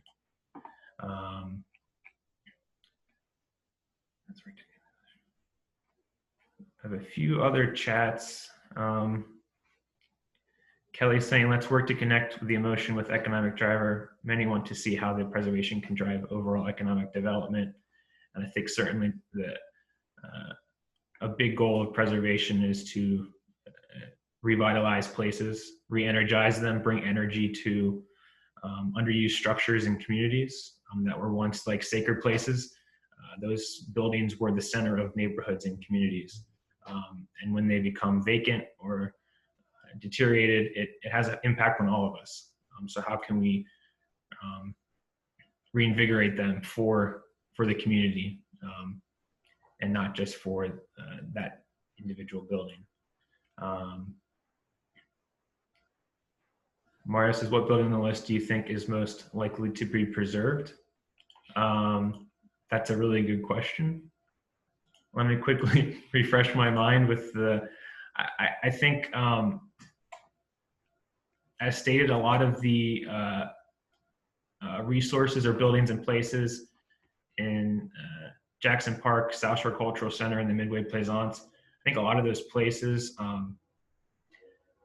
a majority of those resources in those locations will be preserved, but the big issue is what kind of impact will those potential of the Obama Presidential Center and the Tiger Woods Golf Course, what impact do those have on the resources as a whole, and how does that impact the neighborhood and the people who live there, I think is really the danger. So we might not be losing those places maybe physically, but how are, again, those new developments impacting them and shrinking their footprint as kind of public spaces. Certainly, I think all of them have a great opportunity for preservation, and I hope they are. It's called an endangered list for a reason, that all of those threats are real and present, and we hope that by bringing attention to them, we can start finding solutions and bringing together people to work on those solutions. And yeah, Wayne G says, I would love to see the Masonic Temple in South Chicago preserved. All these buildings are large civic institutional buildings that really have the potential to be adaptively reused for new purposes, whether that's residential, commercial, and mixed use. I think there's so many opportunities, and I don't need to preach to the choir when I say that historic buildings bring so many benefits to our community.